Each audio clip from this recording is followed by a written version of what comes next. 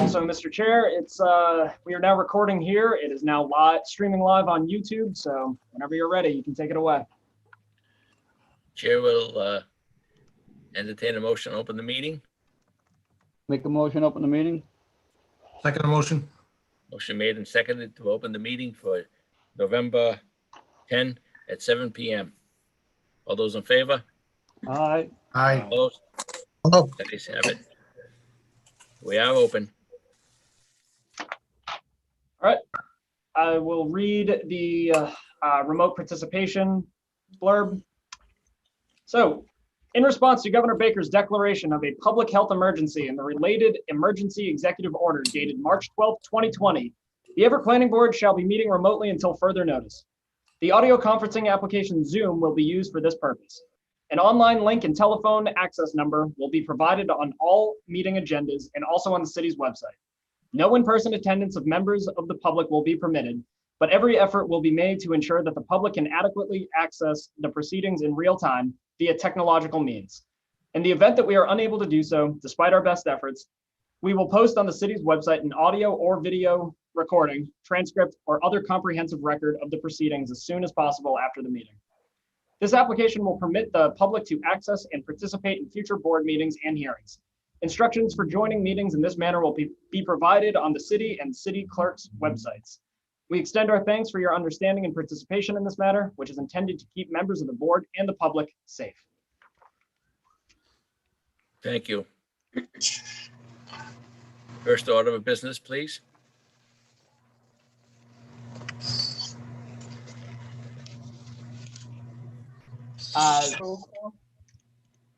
Roll call. Roll call. Okay. Roll call first. You want to do it, Matt? Would you mind? I just got to send a few emails. I'm sorry. Okay, Fred Capasso, Here. Leo, Yeah. Mike, Here. Mike Lana, Cheyenne Rangel, Cheyenne. Can she hear? Is she on? I don't see it. Cheyenne? She's right next to Joe. I see her. She's here. All right. Schumacher here. Yeah, Cheyenne's here. What? Yeah, George D'Angelo. Yeah. And I don't see Phil and Phil Mastrocola James. was there. Bill's here. Is Phil there? Oh, hi, Phil. Sorry. Philip. James Tarr? Not here. Not, Don't see him yet. okay. Thank you. Then we have Robin Stein from KP Law, myself, Matt Latanzi, and Greg St. Louis from Planning. Thank you. First order of business. Mr. Chair, the first order of business. Number 1, site plan review, dimensional special permits and inclusionary zoning special permit, 1690 Revere Beach Parkway. This is a proposal to build 800 transit unit development residential units with 15,000 square feet of commercial space, 5,000 square feet of which is located in Chelsea, with 3 of the buildings in Everett and 1 in Chelsea, as shown on plans entitled, quote, proposed site documents for Grossman Companies, Inc., proposed mixed-use development, end quote, the site plan. On a parcel shown on the site plan being a parcel of land referenced by Assessor's Department as K0-04-000084, located in the Commercial Triangle Economic Development District. This is an item continued from October 26, 2020. All right. Heard the reading. Is the Mr. Opponent's Capasso, the petitioner is here.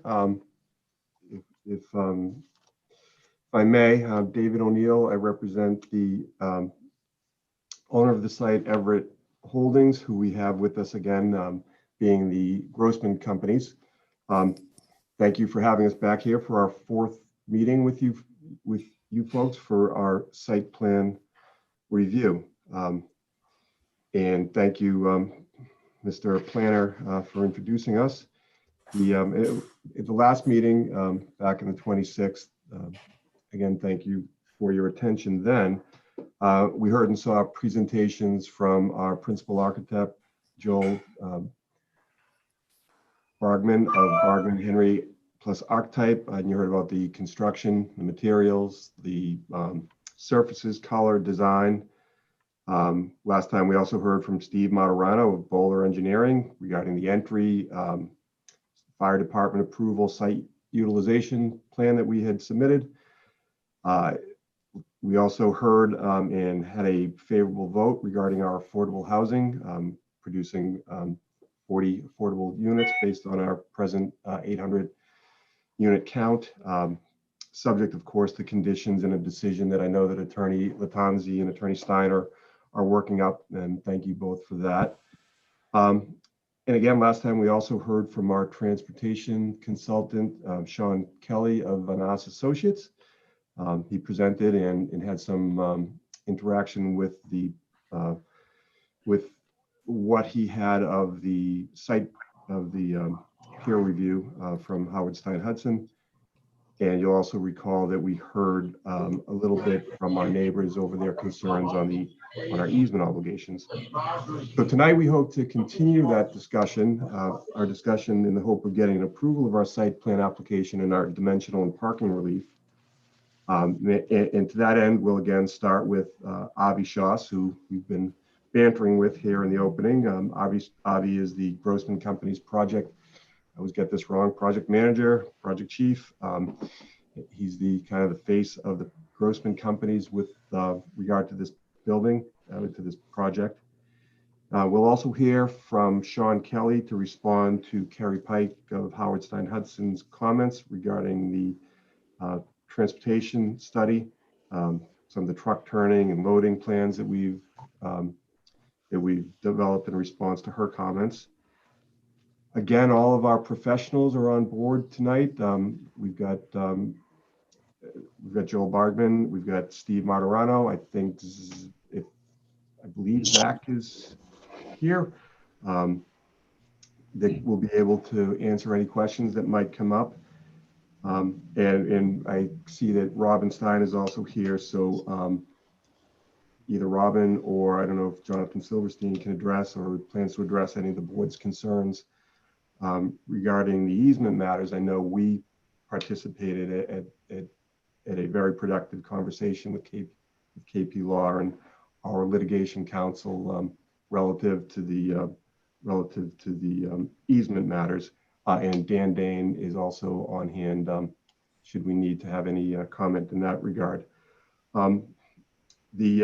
Finally, we've reconsolidated our desired dimensional and parking relief, and I believe our planning staff and building commissioner can comment on that. I know we updated our zoning analysis table, and I think Matt was able to hopefully get that up. If not, we can get that in front of you and for comment as we seek votes on those 4 items of relief, and hopefully also from this meeting a favorable recommendation that can be communicated to the Zoning Board of Appeals on our one matter of zoning a variance request, which would be the height to building 1. But building 3. I apologize, building 3. Thank you, Avi. But so that's kind of laying out our agenda for our presentation tonight. So let me turn things to Avi just to give the greetings of the Grossman Companies. Thanks, Dave. Before you start, can I just, it looks like James Tarr joined early in Dave's comments, so I just wanted to get that into the record as a Okay. planning board member. Sorry to interrupt. No worries. Thanks. Thank you. Thank you, Robin. Really, we just want to thank Mr. Chairman and members of the planning board for our 4th hearing. We're always certainly happy to be back and having put successfully put the inclusionary housing and affordable housing from the last meeting. We're certainly excited for what's next. I will kick it over to Sean Kelly, our traffic engineer, to discuss the modifications to his report and the conversations with Howard Stein Hudson with respect to a number of the traffic comments, and then everybody from our team will be available if there's follow-up questions. Thanks. Rob. Good evening, Mr. Chairman and members of the board. Again, for the record, Sean Kelly with Vanassen Associates. On behalf of the team, thank you again for having us tonight. At the last meeting, we were in receipt of the peer review for transportation that was conducted by Howard Stein Hudson. I know we had run through some of the comments. Briefly, there was some additional information that was requested of the team. There was also some comments raised by board member Pisano, which we also took a look at. So if it pleases the board, I think what I'd like to do tonight is just briefly go through our responses as they relate to both the traffic study and then some of the changes that we've made to the site plan in response to those comments. So I think, and again, I won't speak for your consultant. I know they're here tonight and they can certainly follow up. But with respect to the traffic study itself, in general, Howard Stein appeared to be in agreement with our study area, what we looked at. They were in agreement with our data collection, the hours that we looked at, the morning and evening, which are your commuter hours. There was some requests to provide some backup information, which we provided. There was concern that we had not included the 35 Garvey Street project in our analyses. It's a residential mixed-use project about 3/4 of a mile to the west of us off Revere Beach Parkway. We've updated all of our analyses to include that project. They reviewed the parking. They were in agreement with our ratio, which was about 1 space per unit plus the commercial space. Participants. You can see you, yeah. Stop there. And again, I was looking into, they had made a comment about unbundling the parking, which I'll touch on as part of the TDM discussion. And then, we looked at the impacts in terms of delays and queuing, and quite frankly, particularly in the evening peak, this project, given the transit use and given the supermarket that exists today, was actually decreasing traffic a little, so that, in terms of the impact, they agreed with our findings there. Some of the comments that were raised were related to the TDM measures, the transportation demand management measures, and there were a number of recommendations that Stein Hudson had that they suggested we incorporate into our plan to further augment the plan and promote the use of non-single occupancy vehicles. They requested that we unbundle the parking, which essentially means that not every unit will come with a space. It's an option. If you don't want to have a car, you don't have to have a parking space. It's a way to provide an incentive to those that don't want to have a vehicle but still live in the project, and we agreed to that. So the parking will be unbundled, except for the the affordable component where it has to be. There was a request to put a car sharing service such as Zipcar, and we've agreed to that. So that's something that will be provided on site. There was a request to expand the on-site bicycle parking, and I'll get into that in a little bit, but we have now expanded it to the point that we can provide up to 800 spaces internal to the project. There was a request for transit screens in each of the buildings, so that when you're leaving the building, you can look and see where the train is, whether it's the commuter rail or the Silver Line bus or any of the other MBTA buses.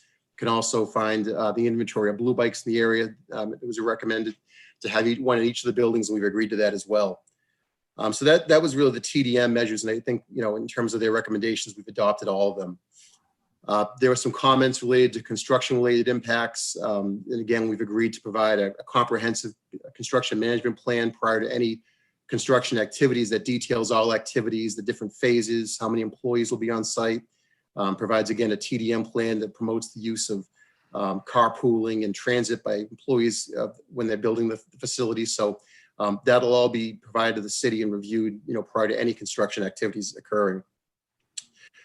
We also provided some information again that Board Member Pisano requested relative to the Silver Line. We looked at the ridership information. It showed that today, pre-COVID, the route was below capacity, well below, particularly the crush capacity during peak hours. And again, our increase on any given route was in the order of about 5 customers per bus route, so it wasn't a huge increase. We also expanded the study area as requested to include Boston Street at 2nd Street. This location is a T intersection to the west of us. We looked at the intersection, how it operates today. I'm sure it probably comes as no surprise that there are some long delays if you're coming down 2nd, rather Boston, making the left to 2nd. But our impact is relatively minor. It's a car every 2 to 3 minutes. It doesn't result in a major increase in terms of delays and queuing on that approach, even during the peak hours. And then we're also asked to reach out to Sergeant Gaff, the Traffic Commission. We have had discussions. We understand that he'd like to get a meeting in the field to review some of his concerns, particularly as they relate to Vale Street. And we've agreed to have that meeting. We haven't been able to coordinate it yet and get out there, but we do plan to do that in the near future. So those were really the issues that were raised relative to the study and some of the information that was provided and requested. With respect to the plan itself, if we can skip back a couple of slides, Joel. Maybe go back two more. One of the concerns that was raised by Howard Stein Hudson was the fact that the bicycle lane that we had proposed, and again, today there's no bicycle infrastructure along Vale Street that provides any connectivity over to Revere Beach Parkway. So the plan that we developed was to provide an exclusive bicycle lane, bike path through the project site that would run essentially parallel to the new Locust Street before it made a 90-degree turn, went down the main entryway, the raised pedestrian area, and then came out to Revere Beach Parkway in the vicinity of where the access is today, where the new driveway would be. We have increased the width to provide two-way flow, which was one of the initial comments. So now it is a two-way bike path throughout the entire limits of the site. Subsequent to the development of this plan, we did take a closer look, and we did have discussions with Howard Stein Hudson this afternoon. And we do understand that the existing driveway width that's currently proposed at 24 feet is a bit narrow to accommodate, bicycle use and vehicular traffic in a shared manner. We do need to get a Mass DOT access permit, so this intersection design will be reviewed in detail with the state. We can pick up another 6 feet of room here beyond what's shown today. So from 24 feet, we can get to 30 feet with some modifications to the building. And if we're committed to doing that, to provide either a wider entrance and exit lane to accommodate bicycle and vehicular traffic in a safe manner in a shared lane, or conversely, if it's the flavor of Mass DOT, we could also carry that 8-foot bike lane consistently all the way to Revere Beach Parkway with an 11-foot entering and exiting lane for vehicular traffic, which is sufficient to accommodate two-way flow to 22 feet. So what we're showing now is, again, only 24 feet in width, but we are committed to widen that and provide the appropriate cross-section to accommodate the bicycle traffic, particularly now that it will be two-way flow in a safe manner to and from Revere Beach Parkway. There was a comment about blue bikes to find a location on site. If we can just scroll up a little bit, Joel. As you can see there, we have located an area where blue bike station could be provided on site, and we're committed to doing that. I think if we can skip down 2 slides, Joel. One more. Yep, there we go. There was some comments raised relative to how trash pickup was going to occur. And I think, the concern is that we didn't want to have a situation where trash pickup was occurring in the public way. We didn't want to have a trash truck stopped on Boston Street, certainly not on Revere Beach Parkway, and really even on Locust Street. So what we've done is modified the design in a couple of ways. We've tweaked the geometry at the Locust Street driveway to ensure truck traffic can come in this area. And then we've also ensured that within the garage itself, we have at minimum 14.5 feet clearance. And what this allows is that all truck activity related to trash pickup will now occur within the project limits. The truck comes in off of a Locust Street. They pull into the site through the expanded driveway. They can make a backing maneuver to access the first building here. The trash comes down into trash rooms into a compactor. It's compacted, it's bundled. And basically what they do is they dolly it out to the truck. So they would access this building from that location. From there, they can pull in and access the various trash drop locations in the 2 other buildings in the first floor of the garage. So at no time will there be any activity occurring on street. We won't be blocking travel lanes. We won't be causing any delays or undue queuing or friction with traffic that's along there. So everything now related to trash pickup would occur internal to the site, not external. Next slide. Similarly, there was a concern that, we don't want to have, when it's move-in time and move-out time, we don't want to have trucks, again, along Boston Street or Revere Beach Parkway or even Locust Street. So we've developed a plan that shows how a box truck, which is one of the larger vehicles you would see that you can move your furniture and what have you in, And again, it's a similar routing. It would come in off Locust Street, the same backing maneuver would allow people to bring their whatever their movement is into the elevator area here. Similarly to the trash plan, you would pull under the garage in building 1 and 2.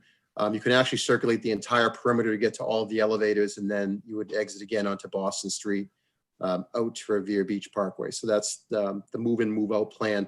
And again, the 14.5 feet of clearance in the garage would ensure that this can operate without any vertical obstruction issues.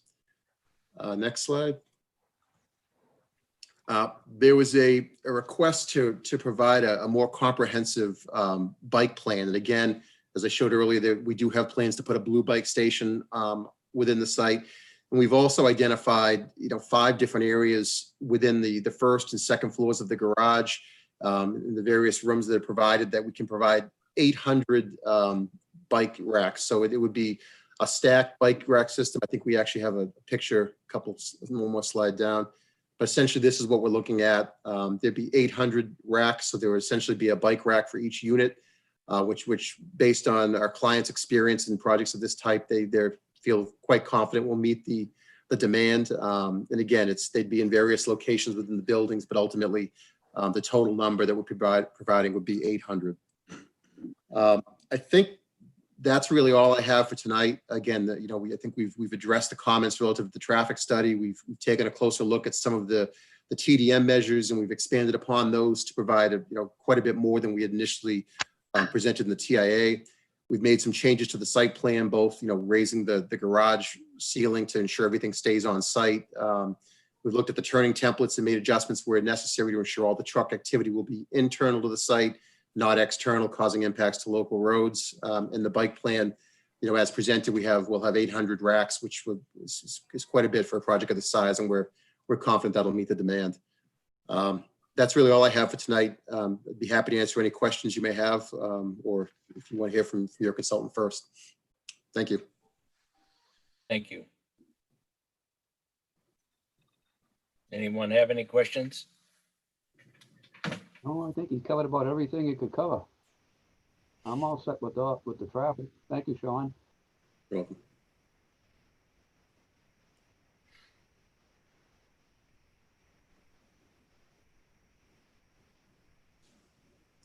Anything else out there? I think Mr. D'Angelo is muted. I'm sorry, I muted myself. I got a question about something in the wintertime with snow removal. Where would that be done on your premises on that? Like, would there be an area that would be storing it, putting it somewhere, taking it off site?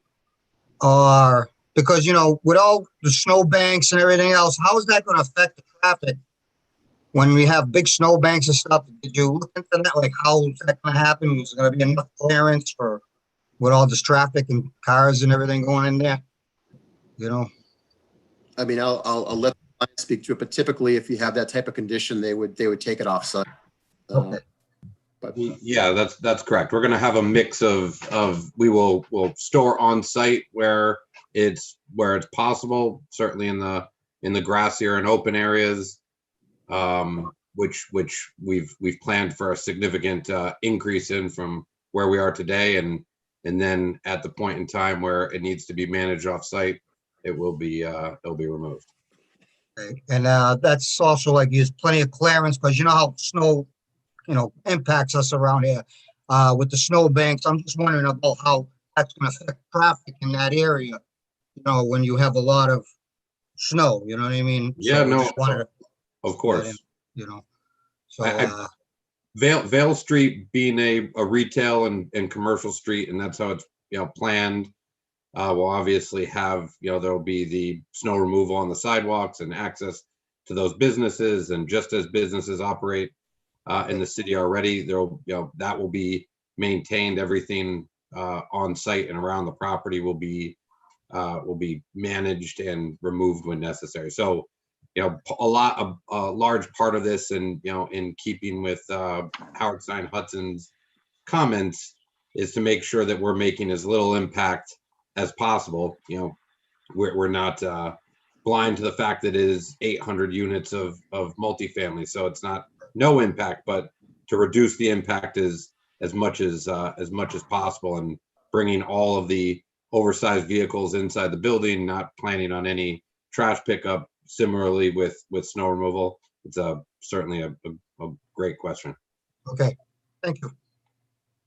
Yeah, and just a little further on that, Mr. Mascarelli, yeah, they're not vast, wide open parking lots on this place. It's not like much of it is covered, and Okay. what needs to be accessible has retail components that's going to be an imperative to keep it clear. So thank you. Very good. Thank you. Mr. Kelly, just one question on the turn onto the property from the parkway. I Correct. think there was some concern about that being a stop turn. Was that addressed? We did modify that radius. I know we looked at it with the fire department, and we were able to open that radius up a little bit to make it more of a sweep turn, so the vehicles wouldn't have to decelerate as much as initially.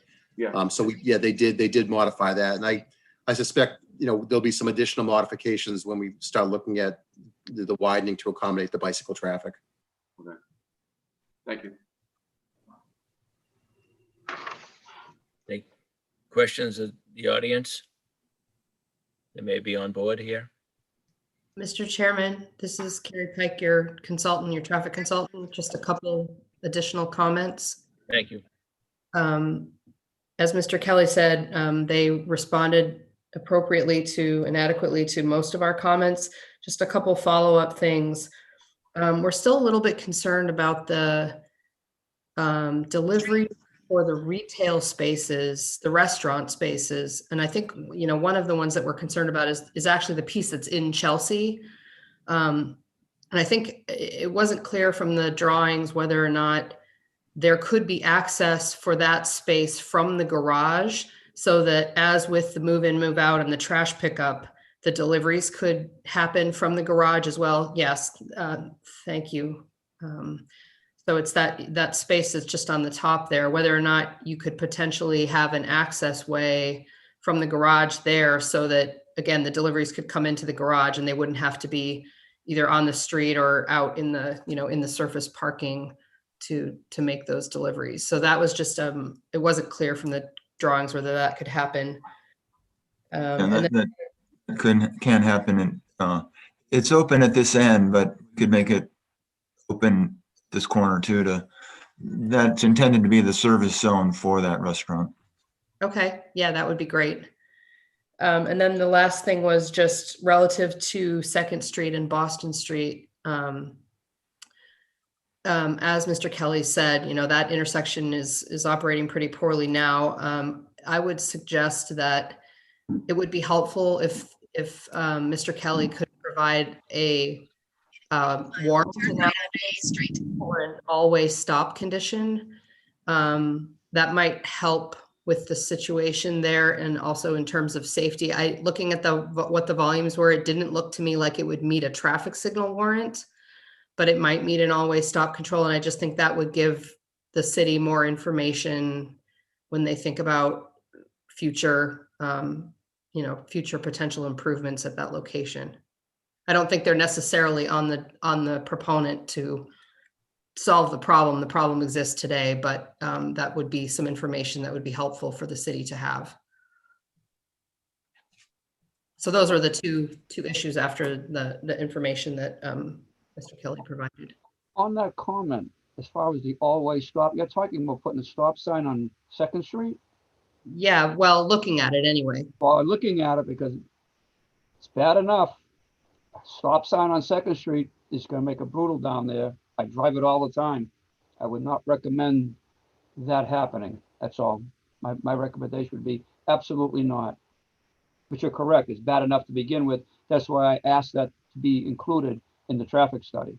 But to add a stop sign on 2nd Street, granted, there's a lot of traffic there, but there actually is sometimes when there's not. And you're going to have a lot of people stopping for no reason whatsoever in a busy place. So keeping that traffic flowing along 2nd Street, I think, is important at all times. So I would have to ask not to put an always stop sign there, please. Yeah, I'm not necessarily advocating that you put it in, just that it would be a piece of information for the city planning and engineering staff to have as to whether it meets the warrants or not. But if you don't Sometimes when you necessary, put a that's piece of information out there, it becomes lodged in their head that that's what you want. So, whatever. okay. Let's put it this way. Before that stop sign gets put in, I would recommend that it comes back to the planning board. Okay? Mr. Planner? Oh, I'm not necessarily advocating for the stop signs, but I hear what you're saying. Thank you. Okay, thank you. I appreciate that. Thank you. Any other comments?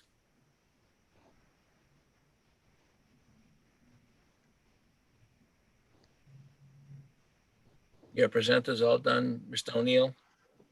So I think with the response from Ms. Pike, that's our presentation on our transportation matters. I thought I saw at some point Jay Monty pop in. I didn't know if he had any comments on the transportation, but if not,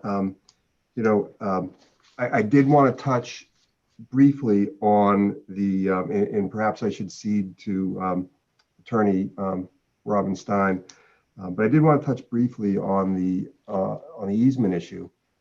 And my prior statement at our meetings that we're aware of our obligations, we're aware of the easement, we plan to fully comply with them. That's true. Perhaps what I didn't stress was that there are two sides to the easement, and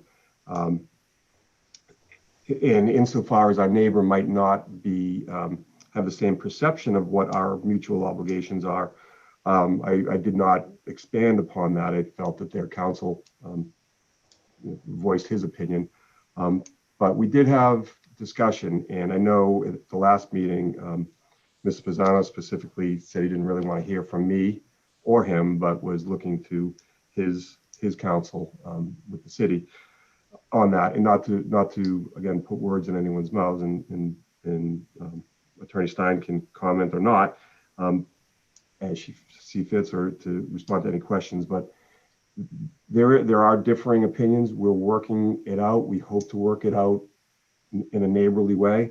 But ultimately, if it's not done in a neighborly agreeable manner, we have courts, we have judges, we have lawyers, and those disagreements are peacefully resolved there in that forum, and really not something that is of concern or really pertinent to our present application.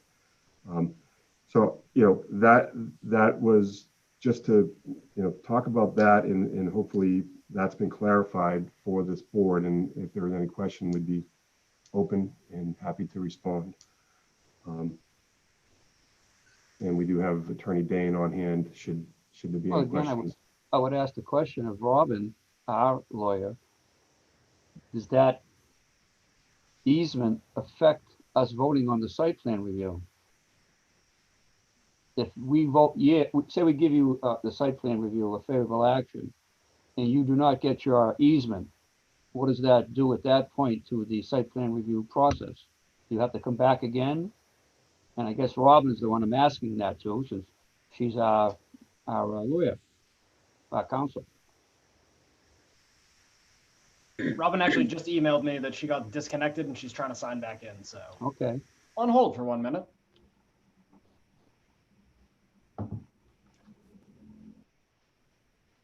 Yeah, so I don't know when she went off, or if she heard I wasn't really watching the participant board, and I promise you I wasn't sneaking over to see what the result of the Quincy Silver Lake game was either, but I don't know where that has come in, but I guess we can wait for Robin to weigh in. But Mr. Pisano, from our conversation in our conference with the city's attorneys, it really, again, I can let her respond, but it's in a nutshell, and it was kind of put into terms that even a country lawyer like myself can understand. That this isn't the forum for the determination of property disputes, and it's thankfully we have forums that are set up for that. There's land court, there's superior courts. There are judges that have expertise in that area, and should, again, should the parties prove unable to resolve their differences relative to these easement obligations, which again we are going to honor, and we feel we have made a plan that does honor those. Should there be an intractable difference, it will be resolved in court and really will not be a matter for this planning board. Robin, I see you're back, and I don't know if I'm catching you off guard, but the issue of the neighbors' concern over our maintenance of their easement rights, and similarly our concern over their respect to our easement rights over their fee interest. Yeah, sorry about that. Something on my end just kicked me off of the meeting, and I'm just trying to get back on where I can actually see folks. Give me 1 second here. I think I'm on in 2 places now. Hold on 1 second.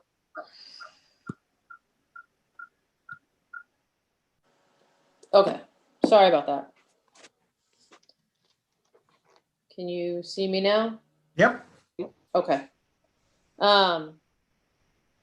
So, and I know at the last meeting, this issue came up. I have spoken with applicants about it. I've reached out to and received comment from the abutter about it. It does very much appear to be a private rights issue that they need to work out amongst themselves. And so, at least from my perspective, I don't see it as something that prevents the planning board from moving forward and evaluating these applications, under the bylaws. I can certainly answer more specific questions, but at this point, it seems like these folks may have some things to work out with each other, but I don't think it's necessarily a planning board issue. And the public hearing is still open, so I don't know if the abutters will want to add anything, but I did, as we said at the last meeting, communicate with both the applicant and the abutter on the issue through their with counsel. Thank you. Any other questions or comments, please? So on that, Marshall I don't have Henley anything has further. a hand up down there. Marshall. Yep, this is Marshall Handley. I represent the abutters. Respectfully, I think that it's incumbent upon the applicant to establish site control. We have deeded rights in that property, and I respectfully suggest, and I don't mean to argue with Robin, but I think that site control, that they have to demonstrate the ability to, the legal right and ability to do everything that they're suggesting that they want to do by the site plan. And while we have these deeded rights, they haven't got it. Dave, this is Dan Dane. Dave, do you want me to jump in and respond to that? Dan, I'm a little, I thank you for being available to do so, but really, I want to, if the board wishes to hear, your counter to that, I certainly don't want to leave it uncontroverted. So if you would, I with the board's permission. Yes, you may. Yeah, certainly permitted that boards may inquire into site control where there's no dispute that we have site control here. The issue is, and this is not a question of the applicant needing to secure an easement. This is an argument being made by an abutter that it has an easement right that it claims that the project would interfere with. There is no precedent in Massachusetts for boards to defer ruling on applications for zoning entitlements before them because of an assertion by an abutter that it has rights in the proposed development site. The leading case in this is Hahn versus Planning Board of Stoughton, an appeals court case from 1987. I've discussed this case with both Robin and Jonathan. They agree this is the controlling decision on the issue. The appeals court wrote, the existence or non-existence of the easement does not in this case undercut the decision of the board because, as noted by one of its members, the planning board is not authorized to determine the existence of easements or to settle other property disputes. Now, if our development is inconsistent with the easement, they have the right to enforce that through the courts, but it does not prevent the planning board from deciding an application that's presented to it and that's before it. So there's no reason for this planning board to pause on its consideration of the application right now because of the assertion of easement rights by an abutter. Thank you, Attorney Dane. And Mr. Chairman, I guess you asked for the legal discussion, and we're certainly confident that Dan has provided that to you.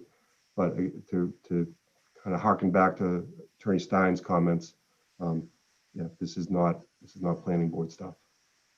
Well, my question goes back to Robin, her being our lawyer. Is what Mr. Dane says, I don't care if they're correct. What's your decision for this board if we can vote on this with the easement hanging over their head? Doesn't affect us at all. That's the question, Robin. You're on mute.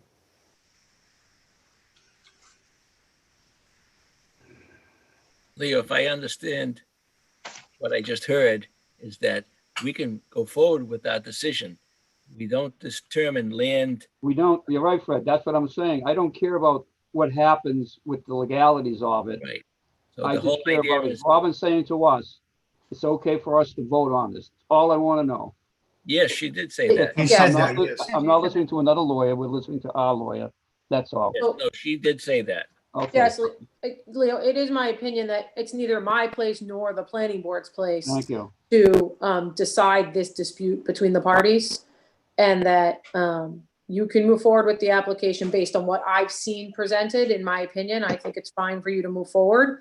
And, if folks have more to work out, then they'll work it out amongst themselves. But I'm not the judge and you're not the judge on this. Thank you. Correct. Thank you. Thank you. Thank you. Any other questions or comments? Anybody weigh in on Zoom or YouTube? If I might, Mr. Chairman, really the final piece of my agenda for the evening's presentation is really a reference back to our requested dimensional and parking relief.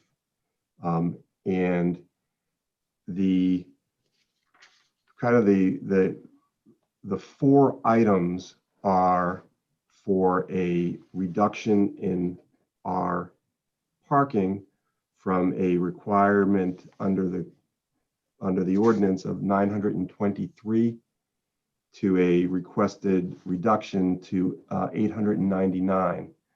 So that 24 spot reduction is the subject of one of our requests for relief via your special permit granting authority under the Commercial Triangle Economic Development District bylaw. The second item is a request for an increase of our floor area ratio. As we've proposed a 4.7 to 1 ratio, and the site plan, the planning board's authority is to grant up to a 6 to 1 ratio under their special permit granting authority. These are items that have been kind of presented in our submissions to this point, our engineering plans and our architectural plans. Further, a special permit to reduce the side yard setback down to 4 feet, and as required, it's a reduction from the 10-foot requirement under the code. And finally, height relief. And this has been in our zoning analysis that was submitted initially. And as we've amended it, and the basic idea is that the planning board, your board, has authority to grant under its special permit granting authority up to 100 feet height. The ordinance allows 85 feet by right and 100 feet with a special permit. So one of the buildings, our building one on our proposal, we're proposing it to be 92 feet in height, and again asking for the up to 100-foot special permit authority. And building three is projected to be 133 feet. And we're also requesting that the planning board grant a special permit for getting that up to the maximum 100-foot height that is within your authority. It's our intention to move forward to the zoning board of appeals when we have our plan and can get our denial from the building commissioner to request that variance relief to get us up to that 133-foot height. But presently before you is our request to allow us to exceed the 85-foot height and build these two buildings up to 100 feet. And that was, that I know there's been some discussion and some meeting between our architect and engineers at Bowler, Steve Moderano, and Zach Richards spoke, I believe, to Mr. Soper today, and just kind of clarified that summarizes the request that we've got before this board for relief. And just basically, briefly on the standard of special permit granting. Again, this isn't something that's prohibited, and all of these measures of relief are contemplated under the commercial triangle ordinance, so long as they are basically in harmony with the intention in the expressed in the ordinance. We're not asking to do something that is prohibited or in violation of it, other than what we will be seeking a variance for. So I think our plan has been presented and designed by Joel Bargman with the engineering input of our engineers at Bowler. Really does meet the requirements of the commercial triangle, and our our requests for relief are certainly in harmony as they really kind of flow within the plan that was presented. Sometimes you look at these requests for relief and you say, wow, that really sticks out like a sore thumb, or that's quite a reach. I would suggest here that each of these items really, you almost wouldn't notice it from the presentation that was made, because it just fits and it works. So again, those are our requests. We are hoping that the board would agree with that analysis and see fit to grant those 4 items of relief. And as we've asked in the past, sometimes when we go to the ZBA on these things, they ask, well, was there a recommendation for that one item, getting that building 3 up to 133 feet? Was there a recommendation from the planning board on that? So we'd ask that, however much weight they give that recommendation, which we hope they give it the proper significant weight after this board has been through this project in such detail, that you would make that recommendation. So that is what we have for the board. And I think our Mr. Chairman, I don't have anything else by way of my presentation. We're on hand to respond to any questions, and we thank you for your attention. I have one question, Mr. O'Neill. Mr. O'Neill, do you hear me? I do. Did you say one of the buildings you're requesting relief to go to 133 feet? Well, as I said, that would require a variance from the Zoning Board of Appeals. Right, but you're asking to go way over the 100-foot maximum. So by special permit, this board can approve up to 100 feet. Not 133.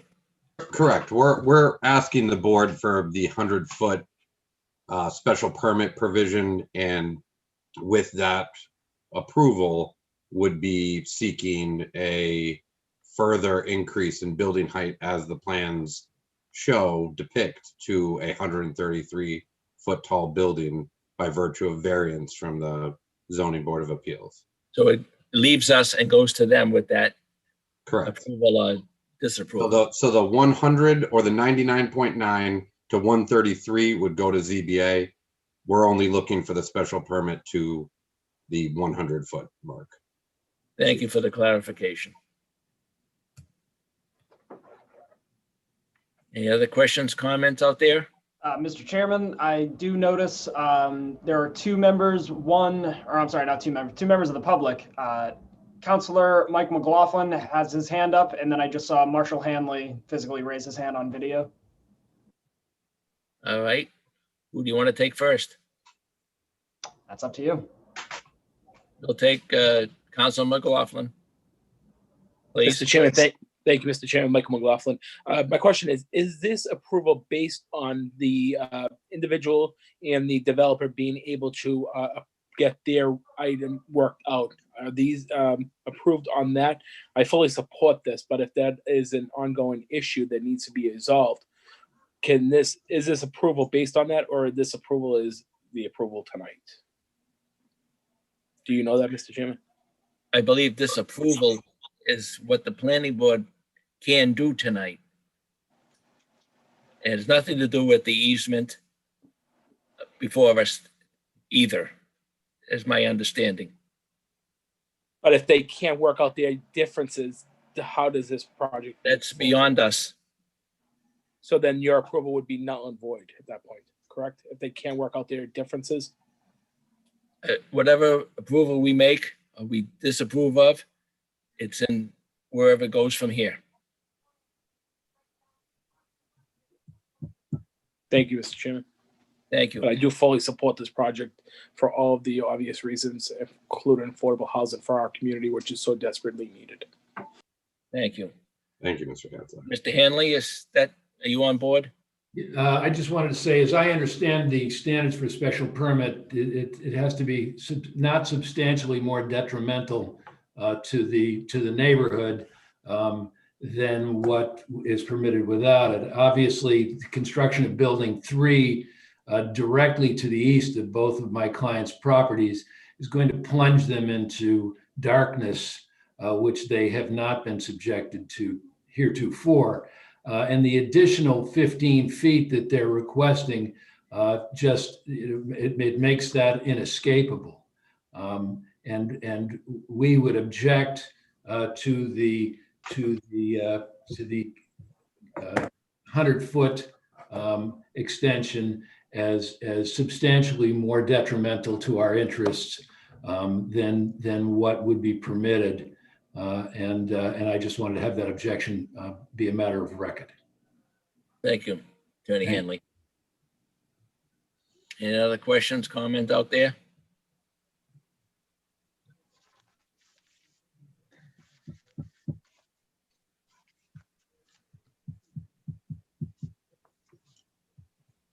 I see none in the chat.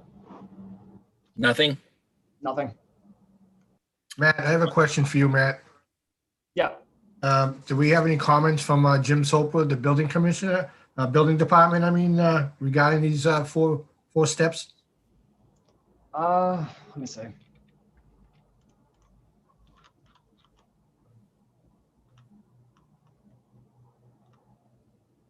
Mr. Chairman, if I may, Greg St. Louis, Planning Director. Jim Soper does have some comments that he requested that we provide him some additional time to provide to the planning board for the record. Okay. Mr. Chairman, I have one question. The 100-foot dimension or the 85-foot dimension, are those from existing grade I've heard some discussion that they intend to raise the grade of this property. Are they suggesting that they're going to take the 85 feet from the new elevated grade, or is that from existing grade?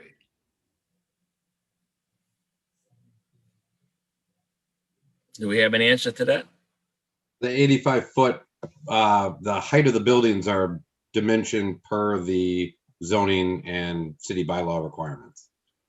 So it's a grade plane established on the existing grades, not the proposed grades. Thank you.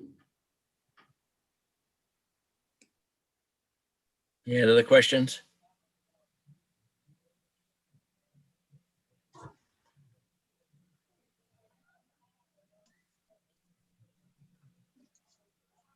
Well, I guess I have one question then.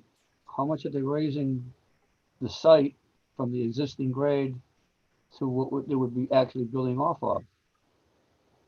The buildings themselves are going to be at the existing grade. There's going to be an area inside of the building, as I think everybody is aware of the floodplain, something that we discussed at, I believe, 4 meetings back, that is set at elevation 11. 11. There's a lot of lower elevations around the perimeter of the building that we will be connecting to at the street, given that the entrances have to be at street level, but only the center court area actually physically gets raised between the buildings so that the residential and habitable spaces can be in compliance with the FEMA floodplain. So it's nothing gets none of the grades actually get over elevation 10 and a half. Thank you. Thank you. Any other questions, comments? Is the public hearing? Can I just clarify one point? Yes, please.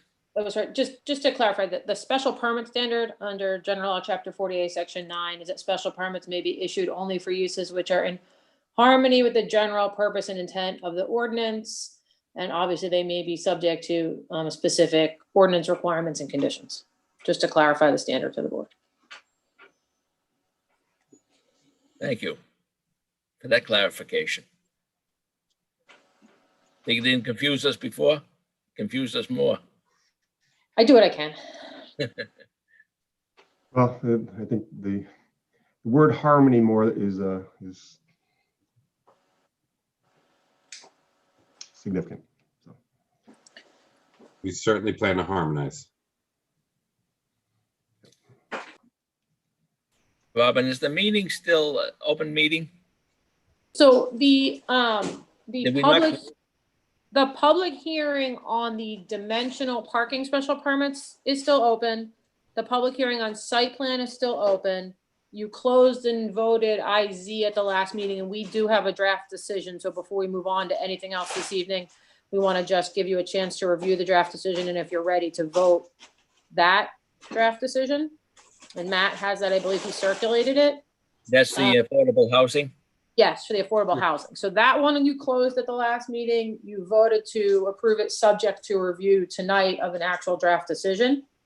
The other 2 public hearings are open for the dimensional parking and parking special permits and for the site plan permit.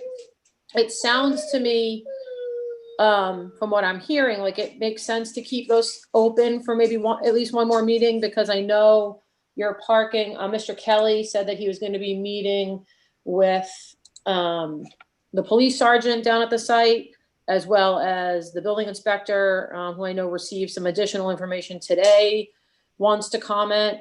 And in addition, I know there's going to be a number of conditions that need to be worked out between staff and the applicant so that you're prepared to vote them. But those 2 are still open.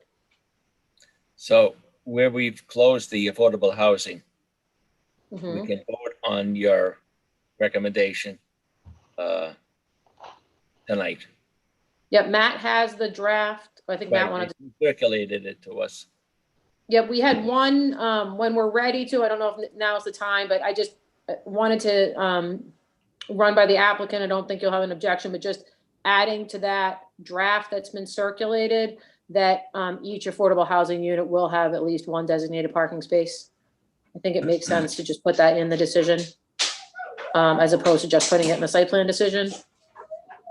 So I don't think that's a surprise. We've talked about it for a couple meetings, but it should have made its way in there. The applicant okay with that? I think that. Yes, we are. Our plan included that, but It wasn't Okay. specifically called out as a condition, and we've discussed it a number of times, so I just thought it would make sense to put it in. I think you're gonna have to have it regardless, based on what we've heard, so. We will be providing it. So wherever you want it to be written. We'll probably end up putting it in the site plan also, but it seemed more appropriate that it should go in the affordable housing special permit. So Agreed. however you want to proceed this evening, but that's what's still open. So the only public hearing that's closed is the affordable housing special permit. So we can vote on that this evening. Yes. Thank you. The chair will entertain a motion. And make a motion for favorable action for inclusionary zoning special permit 1690 Revere Beach Parkway. Everett. So if I can clarify, you voted at the last meeting to take favorable action, subject to review tonight of the decision. So if that's something, and I don't know if the board wants to discuss the draft before you have a motion on it, but when you're ready to vote it, my recommendation on the motion would simply be that you're approving the draft as presented with the one addition of the requirement that each affordable unit have at least one designated parking space. Yes, that is what we're voting on tonight. So I didn't know if any Making board a member, motion to approve the draft as noted. As amended. I don't know. Approve it. We're gonna vote on Robin to approving the draft as noted, how?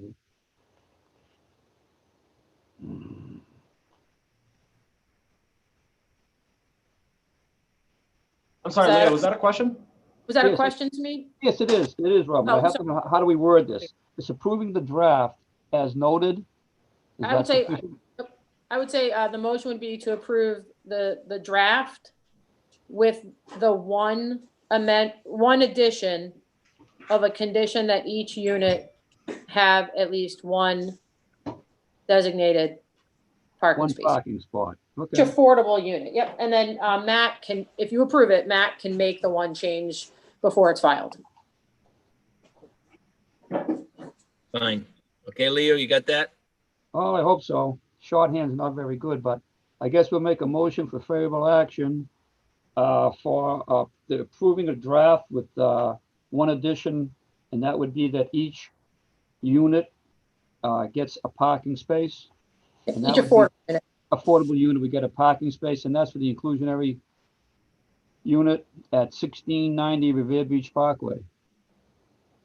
Second the motion. Motion has been made and seconded for the draft decision, inclusionary zoning with the amended version to make sure that the affordable housing unit has at least one parking spot, as I understand. Is that correct? Yes. That's correct. Yes. All right. Would you like me to do the All right. roll? I'll vote. Leo Pisano, Yes. Michael O'Connor, Yes. Cheyenne Rangel, Yes. George D'Angelo, Yes. and Chairman Kafasa. Yes. Matt, I'm sorry to interrupt on this one, but the voting members on that decision, who actually voted to approve it last time, were the chairman, Leo, Mike, Phil and Jim, I believe. No, I think think- George was in on that, but He- not he was Cheyenne. not. No, from my notes, and this is what we put in the draft, so I just want to make sure we're clear on it. I had the chairman, Leo, Mike, Phil, and Jim Tar were the people that actually voted. So you guys should be the ones that vote to approve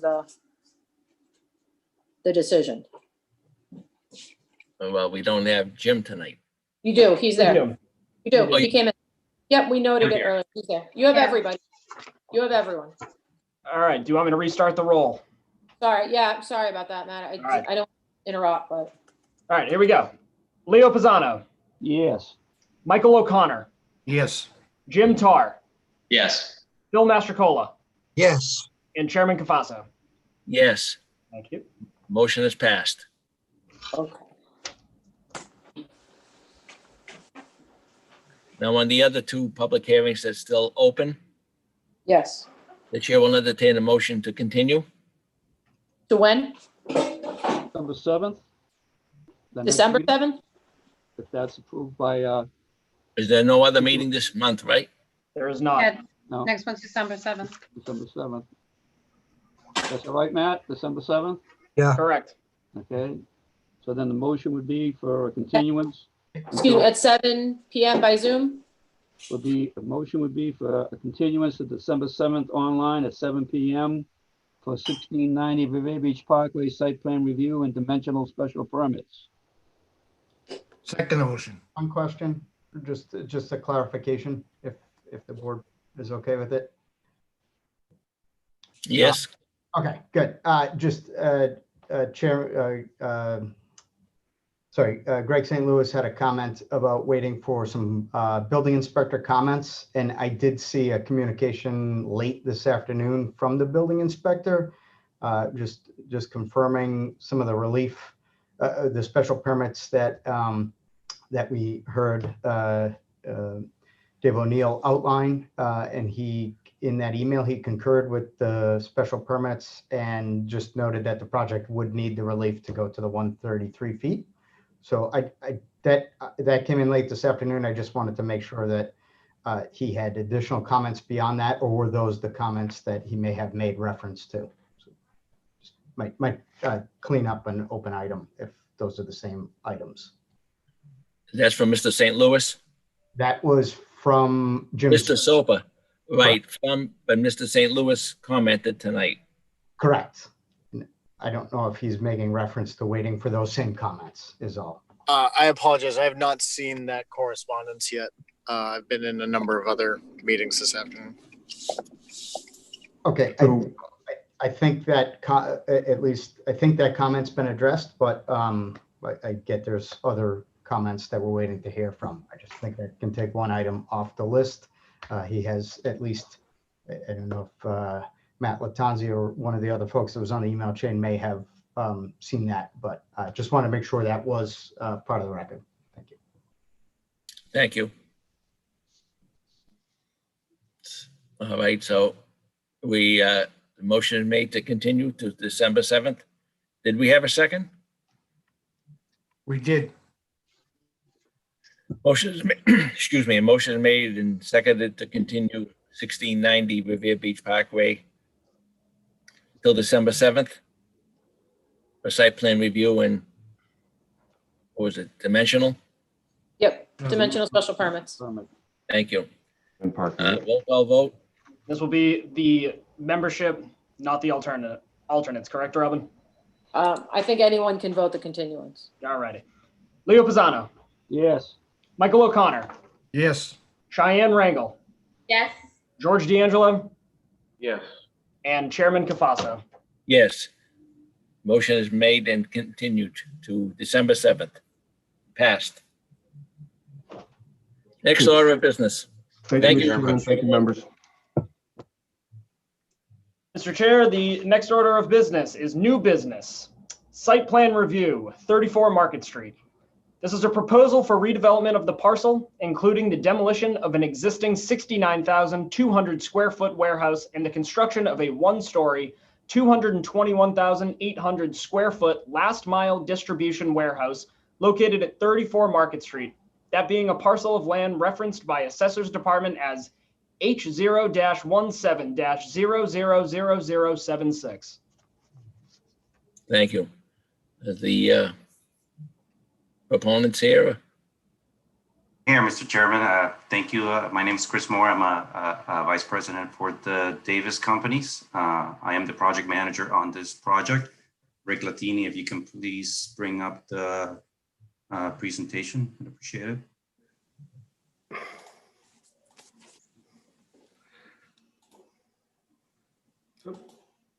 Thank you. All righty. So again, we're here to talk about 34 Market Street. This is the first trip to this planning board. Rick, if you can go to the next slide. As I said, I'm the project manager, Chris Moore, for this project. Together with me, I have Mike Cantalupa. He's the Chief Development Officer for the Davis Companies. Together with my consultants from Howard Steiten, Hudson, Rick Latini, civil engineer, and Liz Peart, the traffic engineer. Next slide, please. So just a little bit of background on the project. The Davis Companies acquired this property back almost a year ago now. And prior to acquiring this property, we underwent a negotiation with both Everett and Chelsea, which ultimately resulted in an MOU for repairing about 680 feet of a failing culvert that traverses the property. And if you're wondering what I've been doing for the last year, Greg St. Louis is here on this call. I've been working very closely with him and his counterpart at Chelsea to design and permit this the culvert repairs. And we're now expecting that we're going to be doing groundbreaking in a couple months from now. Next slide, Rick. So just for those of you not familiar with this piece of infrastructure, the Market Street culvert's corrugated metal pipe arch culvert, approximately 16 feet by 9 feet tall. It was installed in the 1960s, and it has experienced a couple of different, a few failures, I should say, dating back to the 1980s. Currently, there are two existing sinkholes in the property that are pretty obvious once you get there. And it's been the subject of a lot of litigation in the past related to specifically whose responsibility was to keep and maintain this piece of infrastructure. Next slide, please.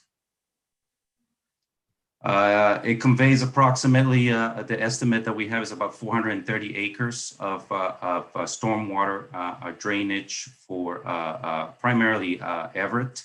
I'm sure you guys are familiar with the various areas in the town that are affected by this stormwater conveyance pipe. But just from a broad perspective, you have the red there, commercial neighborhoods. You got in green residential neighborhoods, and in yellow industrial neighborhoods in Everett. Next slide, please. And what we're proposing to do as part of this, not part of this project, but what's actually preceding this project, is repairing that culvert by daylighting approximately 400 linear feet, which is the sort of a light blue section that you see on this slide, and replacing the corrugated metal pipe approximately 280 feet with a concrete box culvert section approximately 16 by 12 feet in dimension. And that, I forgot to say, the open channel piece is going to be undertaken by the city of Everett, and the box culvert section is going to be undertaken by the Davis Companies, and approximately 70 feet of that box culvert is actually in Chelsea proper. We cross into the town lines. Next slide. And this is a true public-private partnership between Davis, Everett, and Chelsea. The biggest beneficiary of this piece of infrastructure is the town of Everett. It's the primary, more so than Chelsea. There's a lot of drainage that gets conveyed to this piece of infrastructure. It is approximately a $7.2 million investment on Davis' part to just repair the 280 feet that I just described on the previous slide. And what goes without saying is that what's actually allowing Davis to contribute toward mitigating this problem for the city of Everett is the very same project that's in front of you tonight. So next slide, please. So before I flip it over to Rick, who's going to go more on the technical aspects of the project, I just want to highlight that what's in front of you, we have been, as I said, we've owned this property for a year, and we have been working very closely with our project broker to try to identify a potential tenant and/or tenants for this site. At the moment, we don't have a signed contract with anybody. So we have built flexibility in the proposed site plan for a last mile distribution warehouse and how we understand these facilities operate. But we don't have yet a contract with a potential tenant. So some of the questions you may have, we may not have answers, but we'll hopefully during the course of the next month or 2 months, we can work towards those answers for you guys. So with that, I'll leave it. I'll let Rick sort of walk us through the technical aspect of the project. Thank you. My mic's on, right? Yep. So good evening, Rick Latini with Howard Stein Hudson. Just to back up a little bit, Chris had kind of given you a little bit of the context, just so you know what, in case for those who don't know where the site is, this is the site here. To the west, you have that fuel oil tank farm you guys are probably familiar with near the Everett Casino. This is Broadway, and this is Sweetser Circle. To the north here, we have the Newburyport Rockport commuter rail line. And further to the north, there's there's commercial and industrial properties. The site does have frontage on 2nd Street here, as well as Market Street. And to the south is the commercial warehouses of the New England Produce Center, which has an entrance off of Beecham Street. About 800 feet from our south is Island End River, which joins Mystic River and off to Boston Inner Harbor. So the existing site, as you can see, is it's completely previously developed. It's about an 18-acre site, and about 16 acres of it is impervious right now. There is some areas of vegetation along the northeast and northerly edge, but if you go out there, it's kind of scruffy. There's trash and debris there, and there's some areas gravel too. As was mentioned, this building is 69,000 square feet or so, but if you actually include the canopies, and there's also like an open, I'll say an open area loading zone with the canopy on it, it's actually about 100-something thousand square feet that we'll be demolishing as part of this project. As Chris had mentioned, let's see if I can get this laser pointer here. Yeah, Chris had mentioned that the culvert we're replacing is over here, and right here, I don't know if you see these dark spots. Those are the failed portions, and that's where we're going to continue this open channel. So this drainage channel here is actually subject to tidal action. So it has a coastal bank associated with it, which also has a 100-foot buffer zone. And also part of the site is within land subject to coastal storm flowage. And I just bring that up to let you know that we have filed the notice of intent with the Conservation Commission, and we're scheduled to meet with them November 19th for a public hearing.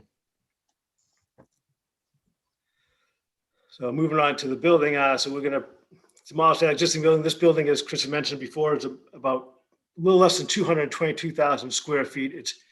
It's one story.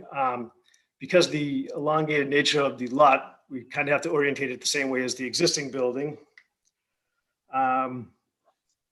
There's a canopy here that would be protecting. This is going to be like a van loading area. There's also be canopies at like the door entries to try to demarcate them from like the warehouse and loading doors. And this is mostly warehouse space. There's about 12,300 square feet of office space.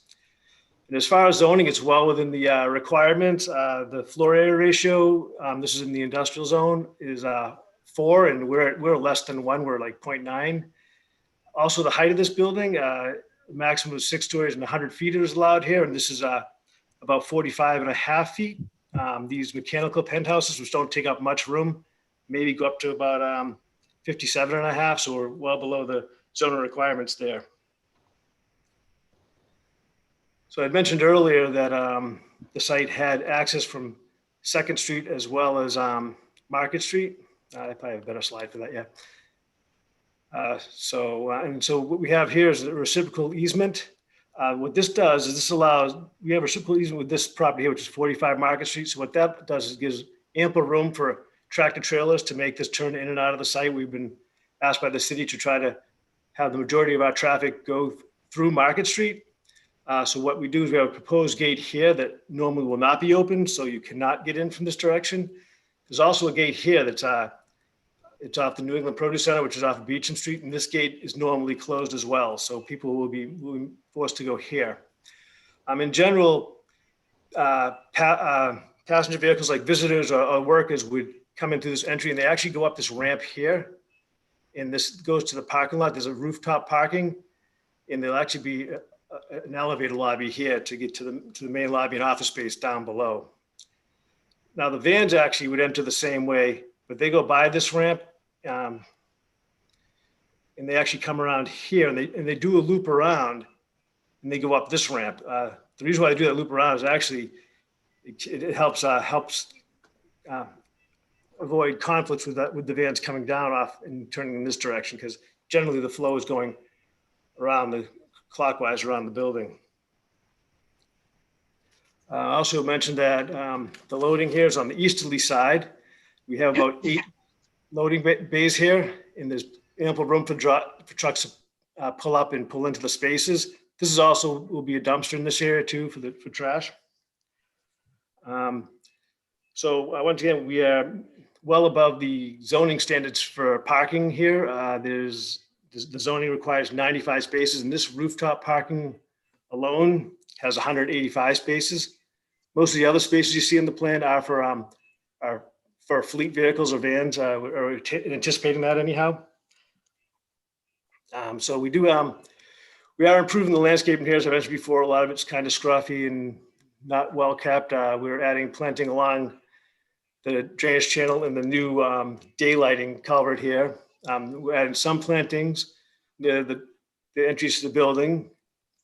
Also, we're adding some planting islands within the parking area. So these new areas actually add up to about 37,000 square feet of new open space. And obviously we'll provide lighting. We have pole lighting in the parking lot, and most of it near the building will be on the building, with the exception of over here. And the lighting is designed so there's minimal or no light trespass onto the abutters, as you would expect. Obviously, we're planning on providing LED lighting, obviously to provide safe and proper illumination at the parking and building entries and whatnot. For utilities, the city maintains a 15-inch sewer line right through here. Yes, it's going to be spanned by the proposed building, and we have talked to Greg St. Louis, who's asked us to basically line that sewer. So it's going to be a cured in place liner, and what that does, it'll give it more stability. Plus, there'll be no joints in it, so there'll be no chance of extraneous flows getting in the future. What we did do is added a manhole to the north, so there's already existing one to the south, so there's easy access for future maintenance. Obviously, the building will tie into this 15-inch sewer. Also, coming off Second Street, we'll have our water services for Public Works. They want a separate one for domestic and a separate one for fire protection. And we're also adding a valve on the actual water main, 10-inch water main in Second Street, and that's because there's already an existing valve on this side of the road, and Greg St. Louis wants us to add another one on the other side so we can isolate our services from either direction. Additionally, our fire protection line will actually loop around the whole building. This is to give better reliability for pressure and flows, but also we're going to add about 6 hydrants around this building to give proper coverage. That'll obviously get approved through the fire department, building department, and Greg St. Louis. Also from Second Street is the gas service will be replaced. A lot of it, I think, was built in the 1960s. There was one section that got replaced over the culvert, but we're going to replace the whole gas service. And then the electrical currently there's a transformer right here, and we're going to be kind of in the same location. We're going to put the transformer away from the building, but the utility pole comes off of today's here, and that's what we assume will be coming from in the future. Briefly go through the stormwater management, though we did file, we did request a review under section 15 and 15A for the sanitary sewer and storm drain with Greg St. Louis to hopefully go concurrent with this review and as well the Conservation Commission. So in existing conditions, everything along this northerly edge basically drains overland and hits this culvert without much treatment, as you can imagine. This part here goes off site, and along this edge of the building, there's like 4 catch basins that collect stormwater and tie to this culvert eventually, and the rest goes towards the off site here. There's also some catch basins on the easterly side. As Chris has gone through before, this is part of that 433 acres that goes to this culvert. So like all this area ends up going to the Market Street culvert. And as you can imagine, there's not much water quality treatment for any of the stormwater currently. So what we're proposing is a deep sump catch basin system. We're sizing the pipes for the 25-year storm. So rather than like a 12-inch pipe, you're gonna end up getting a range of pipes from 18 inches. And currently our last connection is actually a 48-inch pipe. So we'll have a little bit more pipe storage on site than there's now. Also, Public Works had asked us to treat all impervious areas, including the roof area, to remove 60% of the average annual total phosphorus from the stormwater, as well as 80% of the total suspended solids. So in the end, you're going to have a significant improvement with water quality, additional storage, I said, in the pipe system. Obviously, in the manhole before the culvert, we'll have a tide gate, so that won't back up into us during high tide in a large storm at the same time. And importantly, too, there'll be a long-term operation and maintenance plan to make sure this thing functions in the future. Went through a bit there, so I don't know if you guys want to ask questions, or I have Liz Parrott from my office who can go through the traffic. Hearing nothing. Why don't you continue, please? Okay. Liz? Okay, thanks, Rick. Liz Parrott, Howard Stein Hudson. Thank you for having us tonight. I'm going to touch on the existing traffic at the site and the future traffic at the site with the proposed project. And I would start off by saying that often new projects are built on underdeveloped land or land with a vacant building or two, and that's certainly not the case here. Since the existing building has been built, it has been functioning as a produce distribution warehouse. Next. So activity at the existing warehouse varies by day of week. We did do traffic counts out there pre-COVID. So our counts luckily were done in February of 2020. So we weren't affected by the change that's happened with everything of late. So at the existing site, Mondays are typically the busiest day with about 2,600 vehicle trips being generated by the site. So that means over 24 hours, 1,300 vehicles come in and 1,300 vehicles come out. However, as the week progresses, the existing site exhibits lower and lower vehicle trips, so that over the course of an average weekday, a Wednesday or a Thursday, there are about half that many trips, with about 650 vehicle trips coming in and 650 coming out. Next slide. So that average daily traffic at the existing site of 1,300 daily vehicle trips may sound like a high volume, but these are spread over 24 hours. And I want to delve into this graph a bit to explain it. So this graph is showing the existing site. Time is across the bottom, 24 hours divided into hour increments. And the site trips are shown on the y-axis. So hour by hour, there are 2 bars. The blue is representing the entering trips into the existing site today. And the yellow represents the exiting trips at the site throughout the day. And as you can see, the existing activity at the site really ramps up overnight. They have large trucks coming in, dropping off produce at 2 a.m., 3 a.m., peaking actually at the 5 a.m. to 6 a.m. hour with the highest bars. Thanks, Rick. Yes, at that time period. And then throughout the day, the trips steadily decline until, late evening, and then they pick up again overnight. And again, while I would say that peak of 5 a.m., 5 to 6 a.m. is showing approximately 120 vehicles, that only translates into about 2 vehicles per minute. So although that's the highest hour of the existing site, it's not a very high traffic generator. Next slide.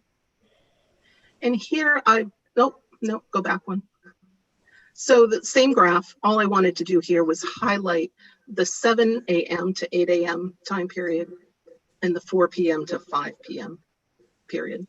Now, those are the typical peak hour commuter hours that occur within this industrial area. So from 7 to 8 a.m.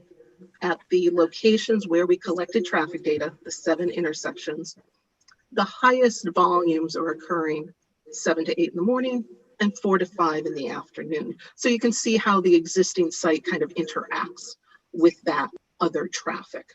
And I would just point out that typically, like in downtown Boston, for example, the peaks for the commuter peak hour are actually a little later, from 8 to 9 and 5 to 6. So the industrial nature of this area is causing an earlier than normal morning and afternoon peak. Next slide. So the proposed project, as Rick described, will demolish the existing building and a new one-story last mile distribution warehouse of approximately 220,000 square feet will be built. Also, as Rick pointed out, the driveway for the site, all site access and egress will be maintained on Market Street. And the planned parking supply is approximately 185 spaces for employees and 494 for delivery vans. Now, we've estimated that this type of facility will generate about 994 new daily vehicle trips. Now, keep in mind the existing trips on the site will be removed with the demolition of the existing building. And I would note that the methodology we use to estimate these trips is to look at typical data for a last mile distribution warehouse. We also looked at ITE, Standard Institute of Transportation Engineers data, which it sounds like this board hears a lot about traffic studies. So you may be familiar with the term ITE trip rates. And those are the standard rates that we use to estimate trips for different uses. We did a comparison between the data that we got from prospective tenants, compared it to the ITE data, and this data, the 994, was actually the highest. So we feel like we have chosen the most conservative assumptions that would result in the highest impacts, the highest number of new trips associated with the site. Next, Rick. So just to point out here, the site access point at Market Street there, Rick, if you could just highlight that again, just circle, yeah, right in there. So that is where all our vehicle trips for the new warehouse will be entering and exiting. Next. So now this graph is showing, very similar to the last one with the existing trips, this is showing what the trip profile would look over the course of the day for the new distribution warehouse. The total trips are 994, again, less than the existing site with those 1,300 average trips. Now, I just want to walk through kind of hour by hour what's happening here. Overnight, there are deliveries that occur, but also the late night shift arrives. So that's that higher bar you see at 1 a.m., that blue bar. Thank you, Rick. And then at 5 a.m., some additional employees arrive. Those and the lower bars you're seeing are those are the larger trucks that are arriving. So those blue bars at 1 and 5, those are passenger vehicles, automobiles, employees arriving and parking. At about 9 a.m. and 10 a.m., those blue bars are, again, employees, but their job ultimately is to drive a delivery van. So they are arriving for what then becomes an exodus, that large yellow bar at 10 a.m. of delivery vans that are going out to make their last mile delivery. The yellow bar at noon is that earlier shift leaving. And then kind of throughout the afternoon, you'll see some coming and going, primarily of employees. And then at the 7 and 8 o'clock hour, you'll see those blue bars of entering vehicles. Those are vans returning, the ones that left earlier in the day. And then the associated yellow bars during that time period are the employees then transferring to their personal vehicle and driving off-site. So that's the typical pattern of how a warehouse like this would operate throughout the day. The next slide, please. And here I want to show again that 7 a.m. peak commuter hour, the 4 p.m. hour, and I've added one in the middle, which I'll get to in a moment. So during that 7 a.m. to 8 a.m. hour, this facility will generate very few vehicle trips. And in fact, will generate fewer vehicle trips during that peak hour than the existing site. From the 4 to 5 p.m. hour in the afternoon, that's the third red box shown there, there'll be some moderate activity added to the commuter peak hour in the afternoon. However, some trips are being removed with the demolition of the existing building. That midday, 10 a.m. to 11 a.m. hour, that's actually the peak hour of the facility, right? With some employees coming in and vans going out. So while it's typical to just focus traffic analysis on the morning peak and the afternoon to peak, we additionally added in that 10 to 11 midday peak, as we call it, although maybe it should have better been called a late morning peak. But what we were trying to do was capture the height of the expected activity at the warehouse. Next slide. So our focus, as I said, was on the morning, midday, and afternoon peak hour. We evaluated existing traffic conditions and a future year condition, which typically is 7 years into the future. So in this case, 2027. We incorporated into that future year other plans, which included other development projects in the area, which we discussed with city staff to incorporate the appropriate ones. We reviewed planning studies, including the Everett Transportation Strategy Study and Chelsea's Beecham William Street Corridor Study that was completed a couple years ago. We then layered in some additional background growth, which is a 1% per year rate to account for other development that we can't foresee at this time, but that would occur by that future year of 2027. And for that future year, we focus on what's called a no-build condition, which means all this growth, but not our project. And then we layer in our project to understand the specific impact of our project. And we do that through something called evaluating by something called level of service analysis.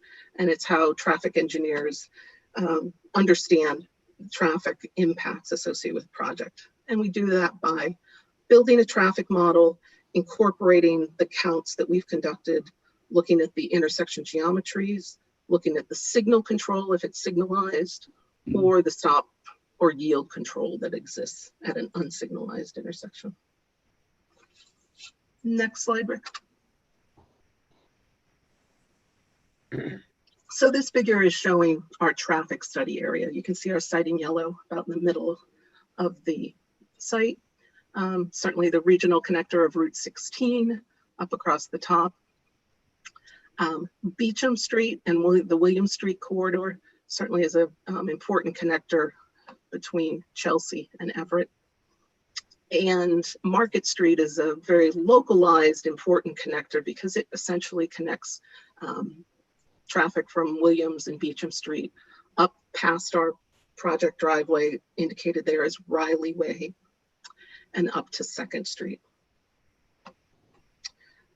You know, the 2nd Street corridor is, we heard from the earlier presentation, the earlier project, is a heavily used corridor, as is the Williams and Beecham Street corridor. So the yellow dots there are simply the 7 intersections that we focused on for this study. The S and the U simply indicate signalized or unsignalized. So when we conducted our analysis on these 7 locations for that future condition without the project, with the project added in, we determined that the intersection operations will not be adversely affected with the redevelopment of 34 Market Street. And with that, I'm going to turn it over to Chris to wrap up our presentation. Thank you, Liz. So Rick, if you can flip to the next slide. All right, so just to wrap it up, the benefits of this project, I talked extensively at the beginning about the drainage capacity. That this project is actually the one that's facilitating the work ongoing with the culvert, our beautification and modernization of a rundown industrial site. I think most of us have been there and understand this site is in desperate need of redevelopment. It goes without saying, but there's going to be a substantial tax basis increase for the city of Everett. And as a result of this project, we're going to be generating obviously construction employment during the period of construction, and eventually permanent jobs that a tenant and or tenants will bring to this site. So with that, I think we open it up for questions. Okay, Mr. Chairman, we open for questions? We are. Fine. I just got to quickly start on the traffic end of it, I guess with Liz more than anybody. You started out the presentation and you were talking about that on Monday's the busy day and during the week it decreases. That's based on what? The fact that it is a produce center now? Well, it's certainly reflective of that business model, but our observations are based on data collection that we did out there, along with conversations with the owner. But we have data that shows that in fact, you know, those 2,600 trips are occurring on a Monday, and those 1,300 trips are occurring later in the week. Well, how many of those are generated by the produce center? That's the question here. It's I can understand they say Monday's a busy day, all the restaurants open up, everybody gets their produce for the week and do it sporadically during the week just to replenish their supplies. Produce center goes, that chart doesn't really reflect the actual flow of traffic down there then, if you don't have the produce center. You are correct. And Rick, if you might, I'm not sure which slide to go to. One with showing the site plan, I guess. Well, Slide 24, I think, will show it, Liz. Yeah, so, and I may not have explained this clearly. So the point I was trying to make was that the existing building today generates a lot of activity. And as we then look forward into the future, those trips are no longer occurring. And therefore, we remove them from the traffic impact analysis that we conduct. So we look into the future and we say, the existing site will no longer be there. Those trips will be removed. The new site will be developed and those trips will be added. So it's the math of understanding the net impact, because as I said, some sites are vacant today. And so your impact is purely what you're building. But in this case, there's an active use that needs to be accounted for. Yeah, you shut down the produce center, you actually get credit for all their trips off of your chart. I understand that end of it. So, okay, the produce center goes away. You guys got a brand new building, and what's going to go in there? Well, Amazon shows up and wants to rent your building because you got all these 494 spots for these vans, and I think it's a great idea. And now you have a completely different phase of operation, hours of operation with them.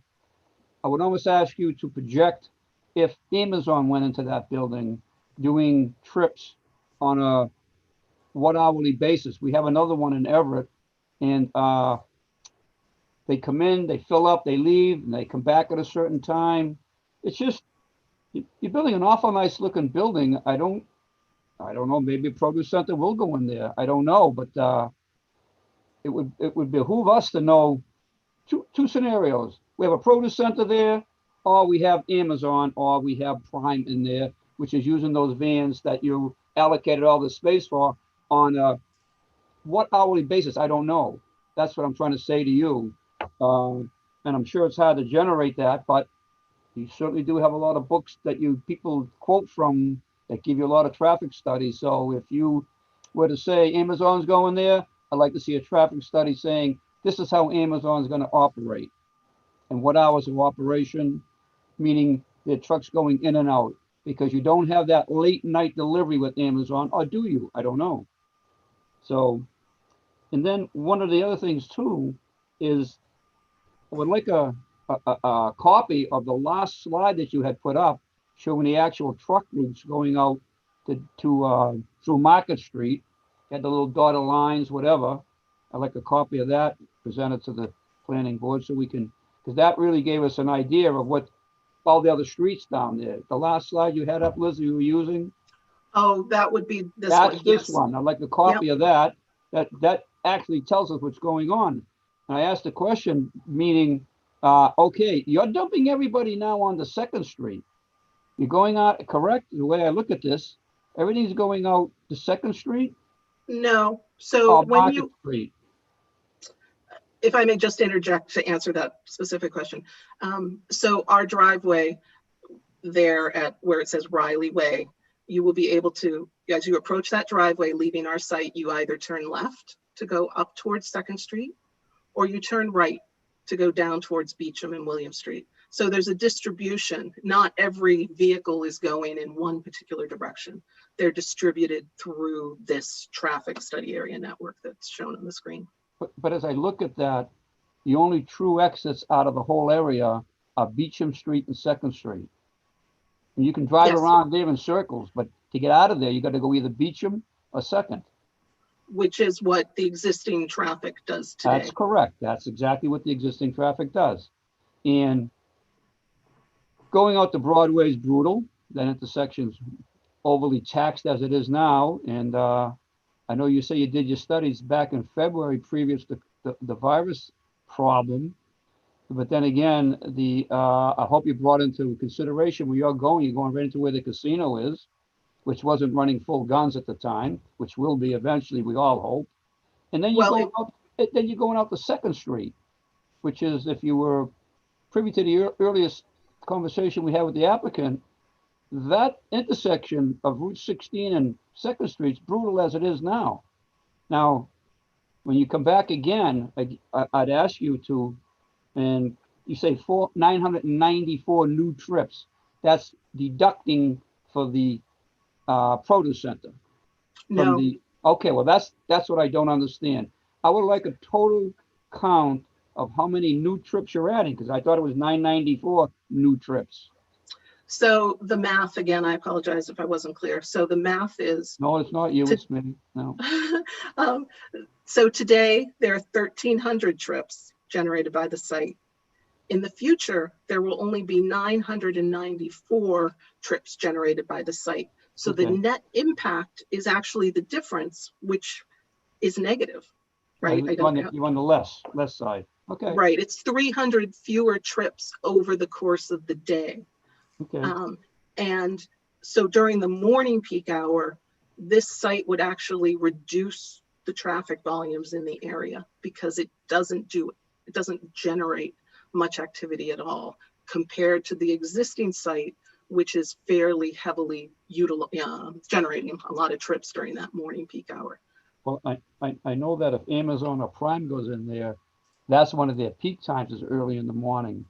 We went through with another building in the site in that area where they come in early in the morning, trucks load up, leave, and come back again at a certain time, restock and go and come back again. I think they do 2 trips a day. That's another thing here. How many trips a day would these vans be doing? You just can't go in and out. It's maybe they come back and restock twice a day, or maybe 3 times a day for the local trips. We went through a lot of this before with the other site, with these vans coming in and out. So I can understand you saying it's 1,300 and you're going to go to 994, but the hours of these operations are much different. That's all. And we just put something together with what you project the hours will be. Okay. Understood. And I guess one other question I just had was this: any of these trucks go into the building? These vans, are they loaded in the building or outside the building? And that would be, I guess, for Christopher. Yeah, loading all happens outside the building. All happens outside the building. Even the vans get loaded outside the building? That's correct. And that's the northern Cedar area, the northern side of the building where you see kind of lanes. Yep, I'm pointing to it like you can see me, but Yeah, whatever. Yeah. Okay. I know in one of the other buildings, they would come in, obviously out of the weather where they could get much more production, load up their vehicle and then pull out again. So they weren't restricted to just backing up to a loading dock. But whatever, I'm sure that's in the future thoughts of whoever goes in there. I guess that's fine. I know you're saying it's hard to say anything because you don't know who your tenant's going to be, but we'll go from there. Okay, thank you for your time. Thank you.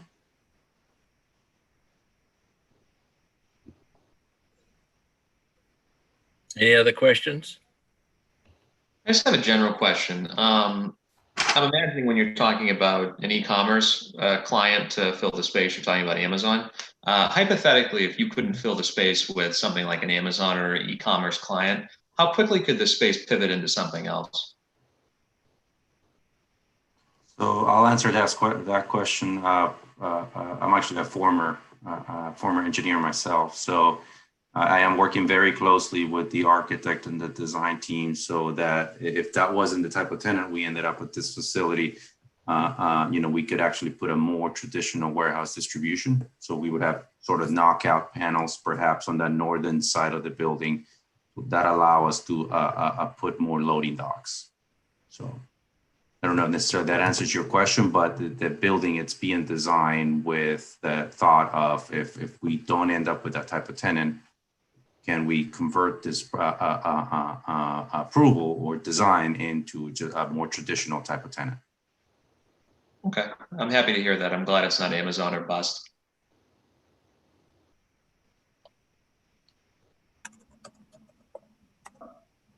Any other questions?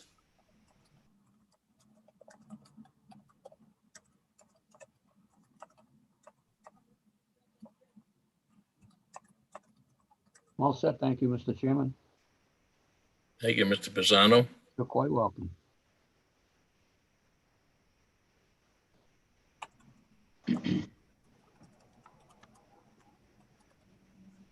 Shall we continue? Do we have any comments from the city? Yeah, I'll jump in. I don't know, Greg or Robin, if you want to follow up or just take my place. But one thing that we were discussing was setting aside money. We were thinking probably about $25,000 for technical peer review and legal review from the applicant.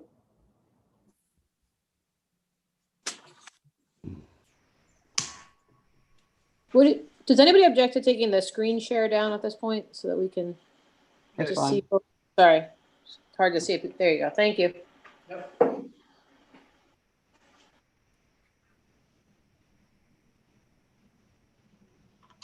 From the ownership standpoint, I've had this discussion with Greg St. Louis, and just tell us whom to write the check to, basically. All righty. That's a Leo Pisano.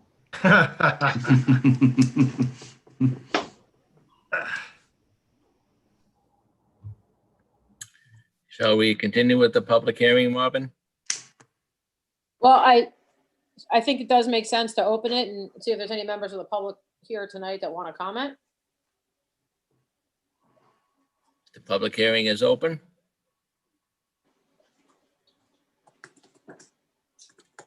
Any members would like to comment outside of the board?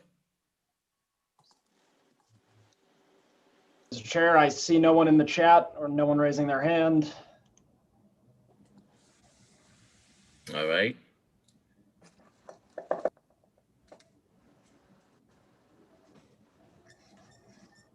Can I just make a recommendation then that prior to voting to continue this matter, the board take a vote on requesting the peer review funds from the applicant? I think that's your usual custom. Okay. Chair will entertain a motion for peer review from the applicant. Make a motion for peer review from the applicant, and I guess it's in the sum of $25,000 for 34 Market Street. And that'll be used for a variety of peer review, including legal. And peer review including legal. Probably gonna need a little bit more than 25,000 then. We have a second? Second the motion. A motion has been made and seconded to allow the applicant to have a fund of $25,000 for peer review and legal matters. Is that correct? Yes. Yes. We have a roll call vote. Sure thing. Leo Pisano, Yes. Michael O'Connor, Yes. Cheyenne Rangle, Yes. George D'Angelo, Yes. and Chairman Cafaso. Yes. Motion is passed. Sure the applicant can coordinate with Matt or Greg about that. Sure will. Thank you. Thank you. Chair will entertain, well, continuance? Motion for continuance to December 7th, if that's okay with the applicant. I'll have to ask that first. Is December 7th work? It should be fine, but I'm thinking if we're going to put the peer review services and all that, I'm assuming that that's going to generate comments that we would have to respond to by then. So I guess, Mr. Planner, give me a date for the opening for the applicant. Yeah, I don't have the schedule right in front of me, but obviously there's a January meeting. There's only one meeting in December. And then there's the January meeting. There's one in November, one in December. There's two in January, January Okay. 11th and January 25th. And December 7th, is the next one. So I guess that would be up to the applicant, to whichever one he wants. Yeah, Mike, I think just because of the time that's going to take to get the peer review comments and properly address them and all that, I don't know if you want to shoot for December at the moment. And if we are not either haven't received the comments or in the process of addressing the comments, and we can ask for the hearing to be postponed at that moment. I think that, from our Continuous. perspective, Chris, that's probably the right way to do it. If the comments are too voluminous, then we'd ask for a continuance, if that's okay. So we'd try to stay on with December 7th and then see where we go from there, depending upon what comes in. Okay, so then we'll make a motion for continuance for 34 Market Street, with the public meeting being kept open for December 7th online at 7 p.m. Second the motion. Motion made and seconded to continue 34 Market Street with the public comments left open and the public hearing left open till December 7th, 7 p.m. Roll call vote. Leo Pisano, Yes. Michael O'Connor, Yes. Cheyenne Rangle, Yes. George D'Angelo, Yes. and Chairman Cafaso. Yes. Motion is passed for continuance. Next order of business, please. Thank you. Next order of business is item number 3 under new business. This is a site plan review for 48 Nickel Street. This is a proposal for redevelopment, including the demolition of an existing single-family house and the construction of a new 3-story, 6-unit residential building located at 48 Nickel Street, that being a parcel of land referenced by Assessor's Department as M0-08-000178. Is the proponent here? I do see him. That's how I do it on mine too. Good evening, Greg Antonelli, owner of 48 Nickel Street. Good evening, Mr. Chairman, members of the board. Good evening, Mr. Antonelli. kind of walk through your endeavors here, please? Sure, are you putting it up on the screen or? Or are you? Yeah, okay. I was really hoping that you would be doing that, Greg. Let me do some searching. I'm sorry. You typically in the past, if the city has put it up, I'm not the greatest with the Zoom.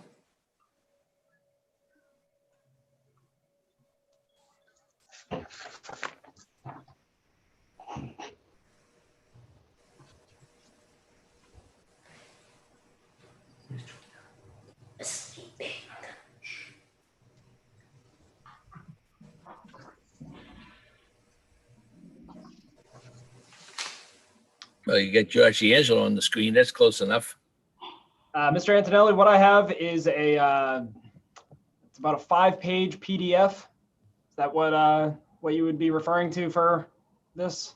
Yes, Mr. Latanzi, that is correct. All righty. And I can start sharing my screen. Thank you.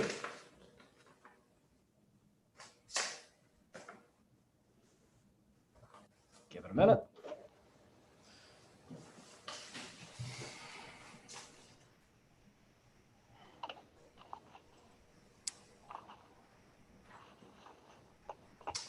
Okay, so the subject property is located at 48 Nichols on the corner of Nichols and Woodlawn Street. It's a large, single-family home with the existing one-story, two-car garage in the back corner over in this area.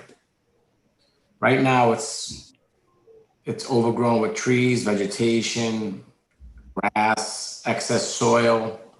There's a small retaining wall in the front of it, right around here on the front of Nichols and Woodlawn that's falling apart.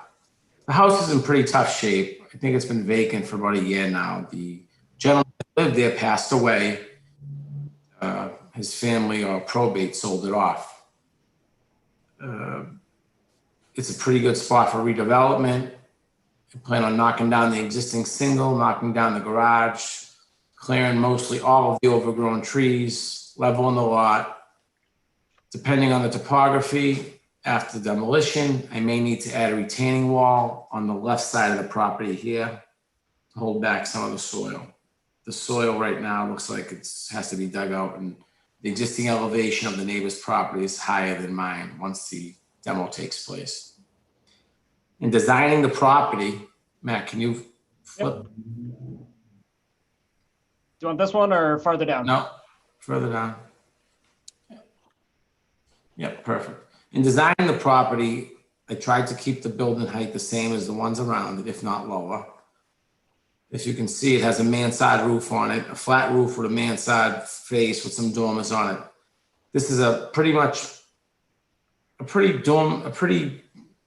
residential area. It does have some brick buildings further down at the corner of Nichols and Chatham. That's a 4 or 5 story all brick.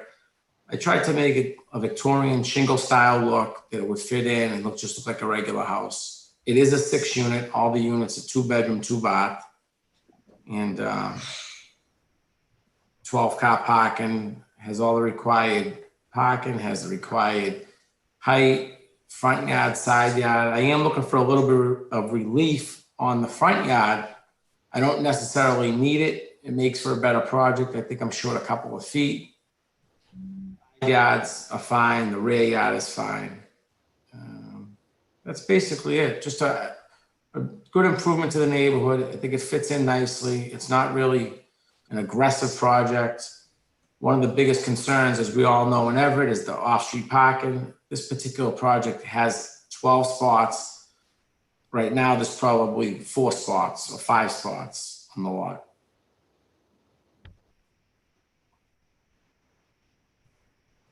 That's about it. Happy to take any questions. Well, I guess we have the usual questions.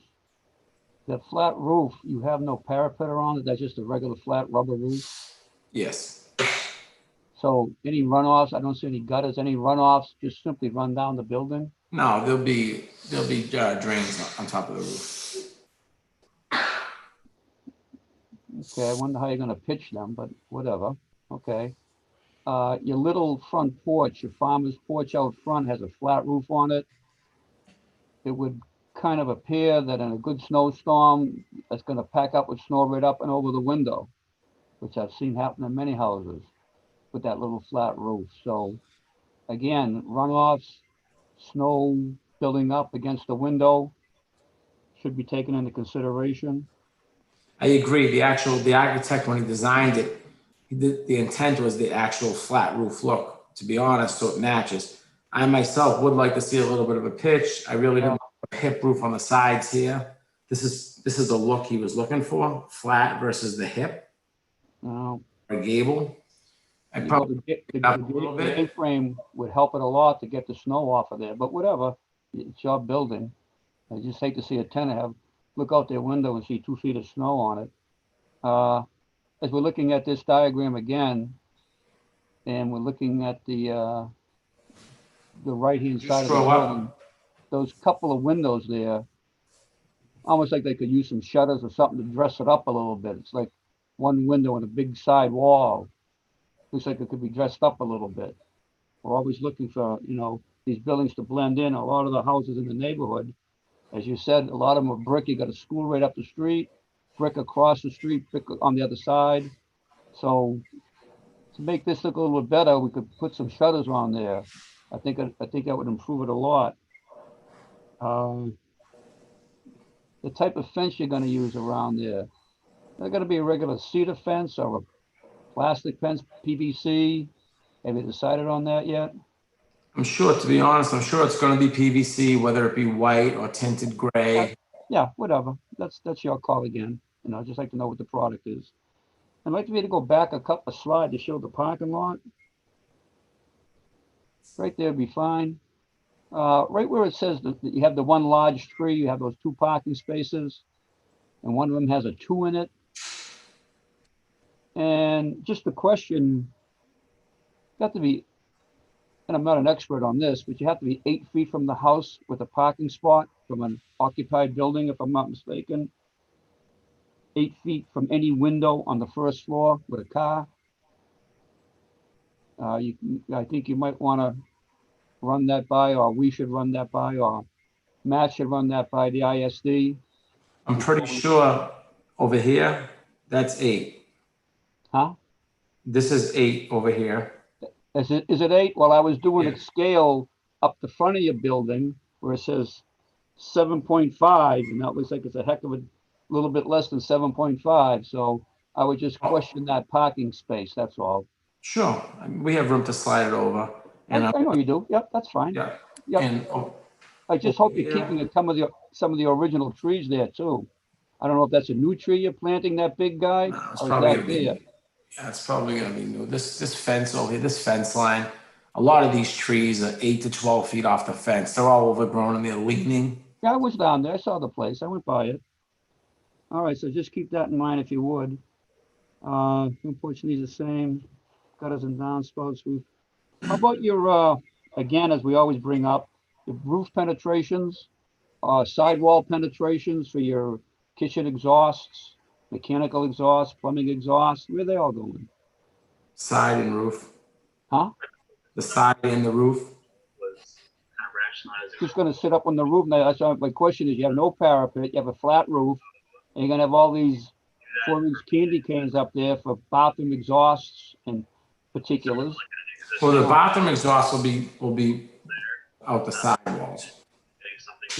That's for to exhaust the room, but the stink pipe that has to go through there, the vent has to go through the roof. So the standpipe will go through the roof. The 3rd floor furnace units will go through the roof. The 2nd floor furnace units, they'll probably go through the sidewall, and the basement ones will go through the side as well. Okay, so I'm sure that our planning department has a sketch or a drawing of the vents that we like to see used. Am I right on that, Matt? We try to give the applicant, under our design criteria, the type ventilation we like to see on the side of a building, so it doesn't look like 6 dry vents stuck together, and that they're painted in the color of the building, so they look in some kind of natural state. If you could give that copy of that to the applicant, because I know we used to have one. We're the one, the planning board generated it a number of times. So if you could give that to the applicant, that would be great. And, I guess other than that, it is what it is. We need comments from obviously comments from the different departments, which we can get at the next meeting. So, I'm all set. Thank you.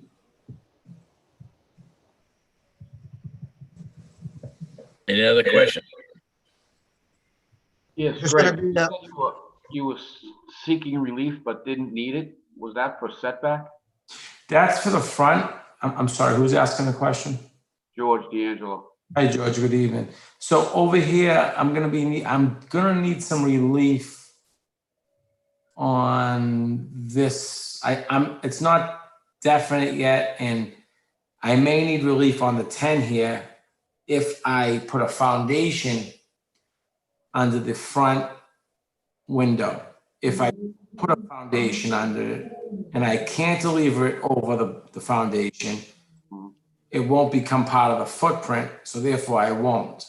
I see. If I do make it part of the foundation and part of the footprint, I'm gonna need 2 feet of relief on the front yard. Right. I think. This hasn't gone to ZBA yet. But that's the only, let me see, minimum side yard. 5 and 12, 4. Oh, it might be this one also. I might need right here. I'm just going by the architect's table. I need 12, 4. The minimum is 4, which I have more than 4, but a total.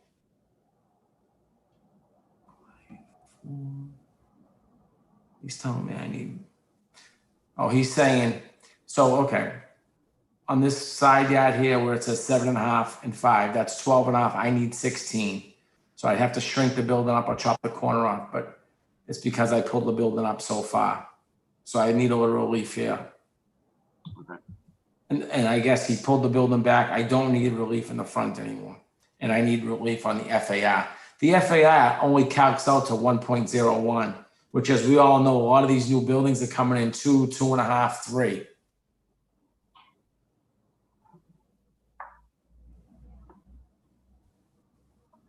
That relief comes from the ZBA. Yes, it does. But I just wanted to have full disclosure on what I'd be looking for when I went to ZBA. Mhm. Personally, I think the building fits pretty nicely in the neighborhood. It's not a very large building. The height is very conducive to all the other buildings. I know that now everyone seems to be shooting for the stars and looking for these big, large, dense buildings. I took a lot of things into consideration here. Of course, I want more units always, but at the same token, I want to do a nice job, and I try to design with my heart, not with my pocket. So I think it fits nicely here. It does, just as long as you keep that roof line kind of little streamlined instead of having, like I say, all your ventilation system coming up. Matt, can you go back down? So I know what you're talking about. You're concerned, and so would I be. You're concerned with penetrations coming through here? Yeah, you're coming up the roof, you got a 4-foot candy Yeah. cane up there for your Yeah, bathroom. well, I'd be more concerned with seeing them coming out of the actual asphalt shingles because it would look terrible. So I have to find a way to camouflage them or put them through here somewhere or get creative. Because the last thing that I'd want to see is any penetrations coming through the black because it'd stick out like a sore thumb. Well, you come through the black, they have these copper vents you can put in there. If you're looking for a Victorian look, they have these beautiful copper vents you put in there. They look great. One of the, 2 of the projects here in Everett used them. They came out beautiful.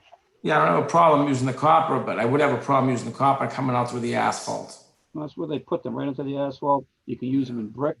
The multi-purpose product. That's why they use the copper instead of the zinc, because the zinc runs.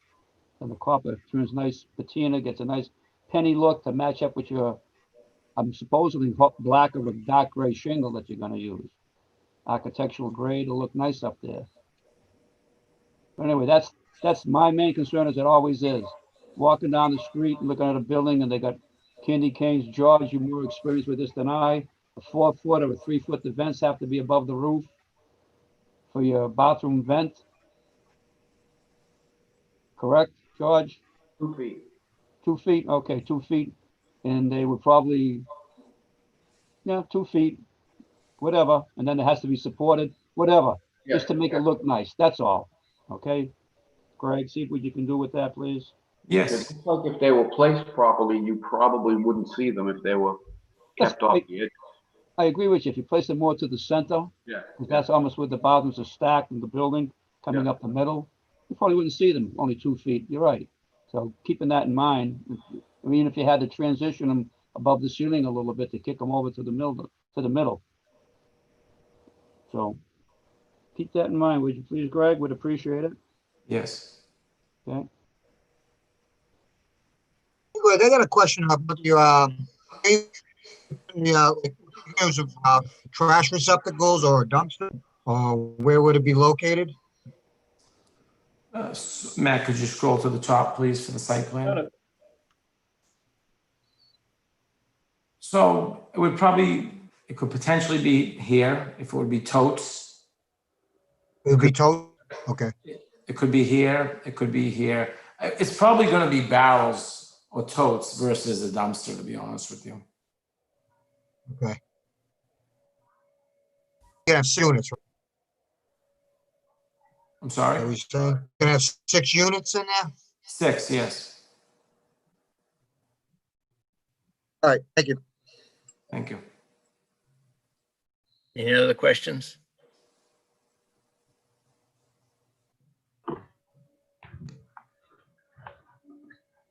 I'm all set. Thank you, Mr. Chairman.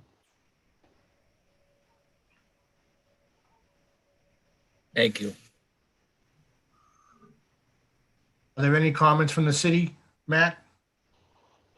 I have none. Robin, Greg, Jay? Matt, did you get anything from Mr. Soper on this? I did not. Okay, I was just curious about the zoning that may be needed. No, I've received nothing from him yet. Yeah, I'd be surprised if none of the departments had comments on it. So that's one of the things we'll be looking for the next meeting, comments from the different departments.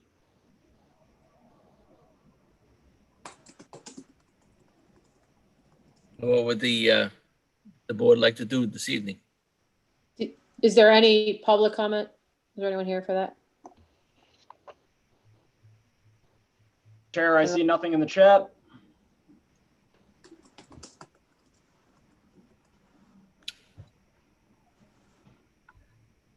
Hearing none, what is the board, or would the board like to proceed with? I'd like to make a motion for a continuance to December 7th, online at 7 PM for 48 Nickel Street. Second motion. Motion has been made and seconded to continue to December 7th, 48 Nichols Street, and online via Zoom, I believe.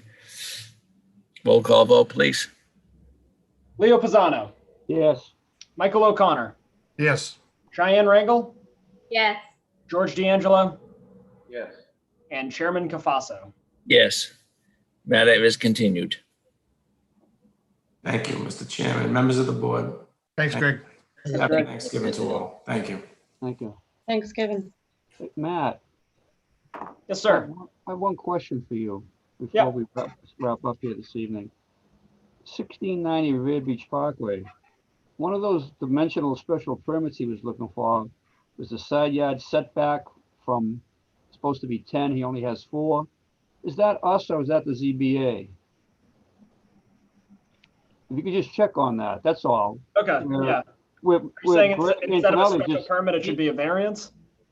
Yes, right, exactly. Yeah, he needs a variance for that. Does that Okay. come under the triangle area or the Revere Beach Parkway overlay district? That it's the planning board? I always thought that was the ZBA, that's all. Just a question.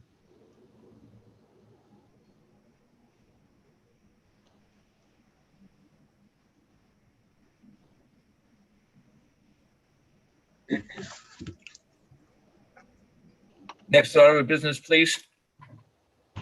Mr. Chair, next order of business, item number 4 under new business. This is a zoning amendment, transportation demand management. In accordance with the provisions of section 17 of the zoning ordinance of the city of Everett, the city council hereby amends the zoning ordinance as follows: to add subsection W, quote, any proposed site plan or change of use that would not meet the off-street parking requirements of section 17A2 through 13 will be subject to requirements of section 34, end quote. Further, in accordance with the provisions of section 30 of the zoning ordinance of the city of Everett, the city council hereby amends the zoning ordinance as follows: to strike out the word minimum from 30G2C and to also add section 30G2F, quote, any proposed site plan or change of use that would not meet the off-street parking requirements of section 30G1 will be subject to the requirements of section 34, end quote. Additionally, in accordance with the provisions of the zoning ordinance of the city of Everett, the city council hereby creates a new section, section 34, transportation demand management.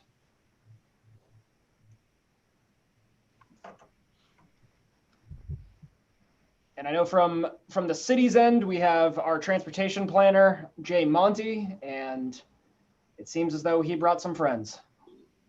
Good evening, everybody. Thanks, Matt.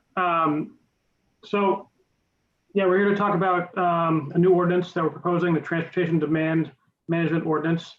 And I'm just going to kind of ask us to take a step back. I know Matt read out the ordinance and some of the kind of nuts and bolts of it, of the changes. But for tonight, I think we want to keep this to a very conceptual introduction, just so folks understand why we're asking for your consideration on this and where it's going. We will, hopefully back at the next meeting to get into a little more detail regarding the exact mechanics of the language and the ordinance itself. But for right now, I just want to focus on getting everybody comfortable. And one thing I will say is I think the stuff we're going to talk about in the next few minutes here is stuff you're already familiar with from the past couple of years now. And I would say 1690 Revere Beach Parkway is a good example of kind of where we're headed and why we're interested in the ordinance. The types of conditions, the types of requirements that we've been asking of developers more recently with regard to providing alternate modes of transportation, whether they be shuttles, whether they be accommodations for bicycles, whether it be incentives for transit use. These are all things we've been starting to bake into this process over the past 2 years. And in conjunction with that, we've seen many developments, going for parking relief, going to the ZBA, getting that relief, and that has left this board and the city at a little bit of a disadvantage in terms of what they can then require developers to provide in exchange. We've, at this point, we are, the ZBA rather is, prohibiting on-street parking permits, residential parking permits for those developments that seek relief. But we really don't get much else. And I think the purpose of this is on our end to create a more transparent, a more predictable process, and quite frankly, to give this board a little more power to, impose conditions that are, commensurate with the transportation impact that these projects create. This is consistent with what a lot of other cities are doing. The city of Cambridge has had this type of system in place for years and years and years. Boston, Somerville has a more recent one. I believe Watertown has one. They're definitely growing in popularity because, quite frankly, we need better tools to deal with, the more modern transportation impacts that we see. I think, looking back at our zoning, it reflects a very 1960s, 70s approach, which was that transportation equaled traffic and parking. But the reality is, in an urban area like ours, we have many more things to consider with regard to transportation. And so this ordinance will seek to, require a more thorough look by a project proponent at their impacts, and allow this board to better ask these proponents to mitigate those impacts. There's two other components that go with the ordinance that we're not going to get into deeply tonight, but I'm happy to talk to them if you would like. One is that because this ordinance would remove, or at least provide an alternate to getting parking relief at the ZBA, it's still important to us that we control the residential stickers that would go to some of these larger developments. That was a key piece of the relief, that we wouldn't be swamping neighborhoods with, a project that has 100 units could conceivably be eligible for, 300 or 400 parking permits. I think the message that we've been getting from folks and that we agree with is that that's not appropriate.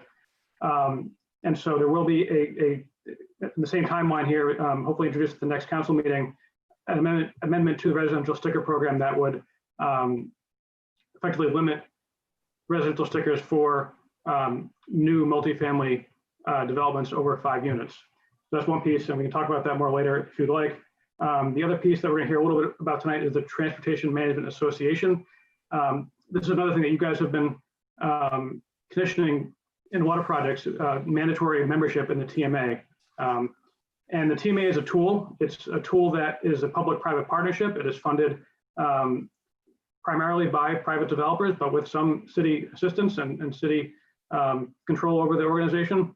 And it's meant as a tool to help facilitate the ordinance. I want to be very clear that this ordinance is not dependent on the TMA. We expect that the TMA will take some time to fully build out and make operable.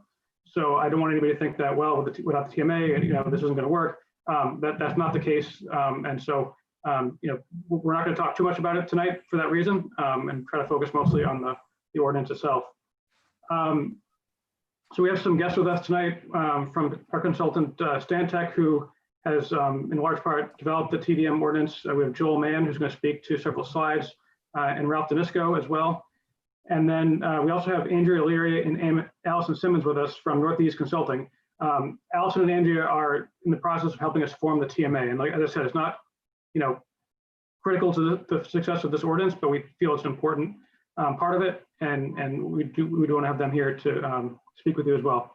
So with that, I'm going to hand it to Joel, and he'll get going. Good evening, board members. Thank you. Jay, I'm going to go ahead and share screens and open up this presentation.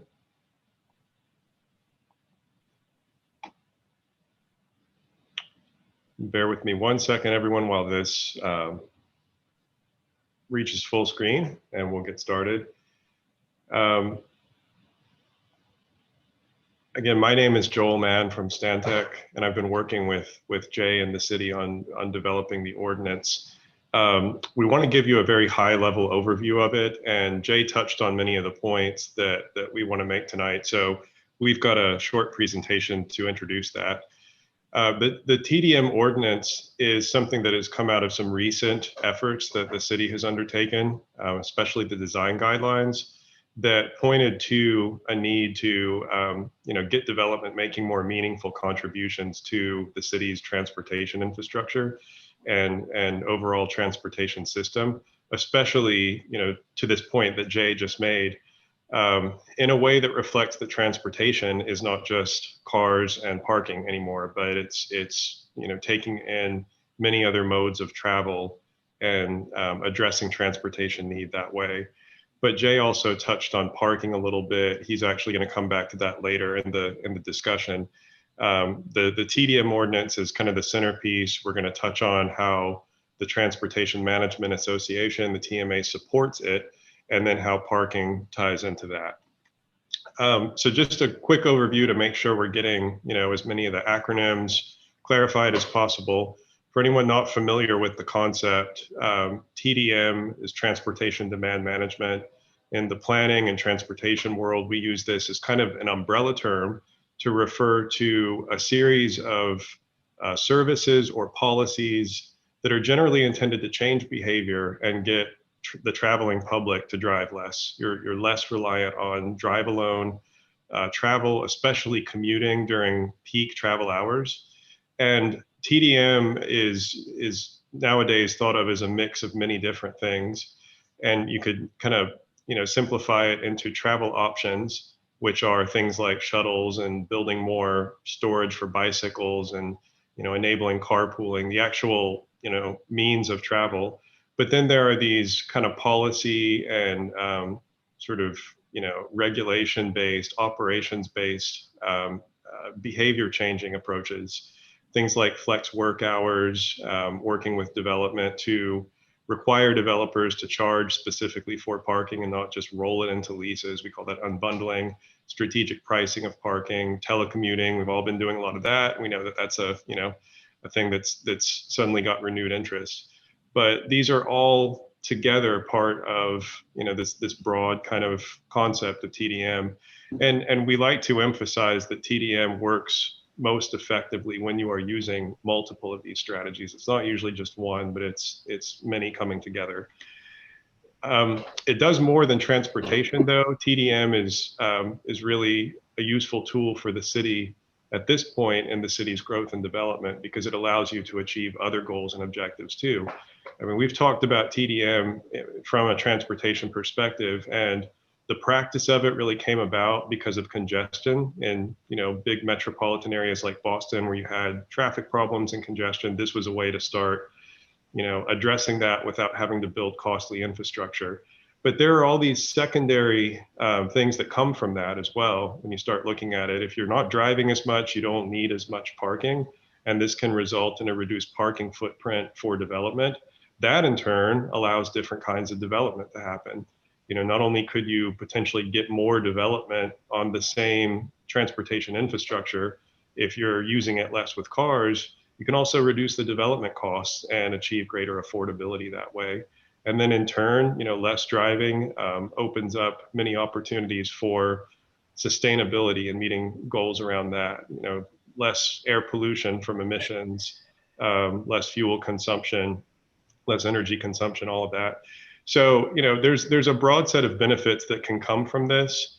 When you look at wherever it is with regard to some of its neighboring municipalities in the Boston area, there's certainly room to start working on it. And you look at, Cambridge, Somerville, Boston, they have TDM ordinances. They're actively working through zoning and other policy mechanisms to make TDM work.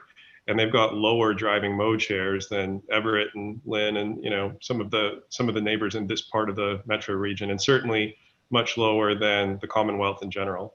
So we're setting this up in terms of a few actions, and we're going to talk about the three that we described tonight: TDM, the TMA, and parking. But we want to clearly communicate how each of these both benefits the development review process, because we think that these are good steps forward in terms of streamlining and making a more systematic process. But there's certainly also benefit for the city in each one of these, and we want to make that clear too.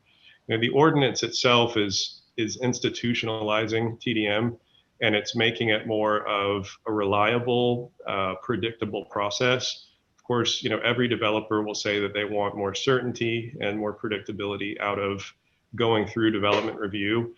And so this is bringing that into the zoning ordinance in a way that sets up a very clear system for how it works and what the expectations would be for developers.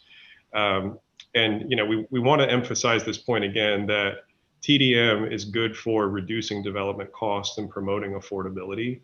It's kind of a nuance that's often overlooked in thinking about the process, but it's kind of a long game outcome that you should certainly keep in mind. But from the city's standpoint, this is helping to ensure that this is happening, and in a way that eliminates the need to try to, pick the right options. We're setting up a system through the ordinance where there are clear requirements, but with the TMA working closely with the city, you're bringing in a level of knowledge and technical expertise that can actually pick the right mix of TDM strategies to be most effective for a development. So you're asking them to do things, but you're asking for the right balance based on a particular development or the tenants who will occupy it. This is good to do because TMAs kind of operate outside of the city typically. In some places in the US, TMAs will be embedded within a municipal government, but that's not typical. They're usually standalone, organized as nonprofits. They're kind of these public-private partnerships. And they are the experts able to really focus on what they do and provide a particular technical assistance role in the process. The benefit of that for the city, of course, is that you're helping staff, focus on their core responsibilities more closely, and the TMA is just helping them out with adding bandwidth. And it's important to note, how these two work together and kind of, build off of each other.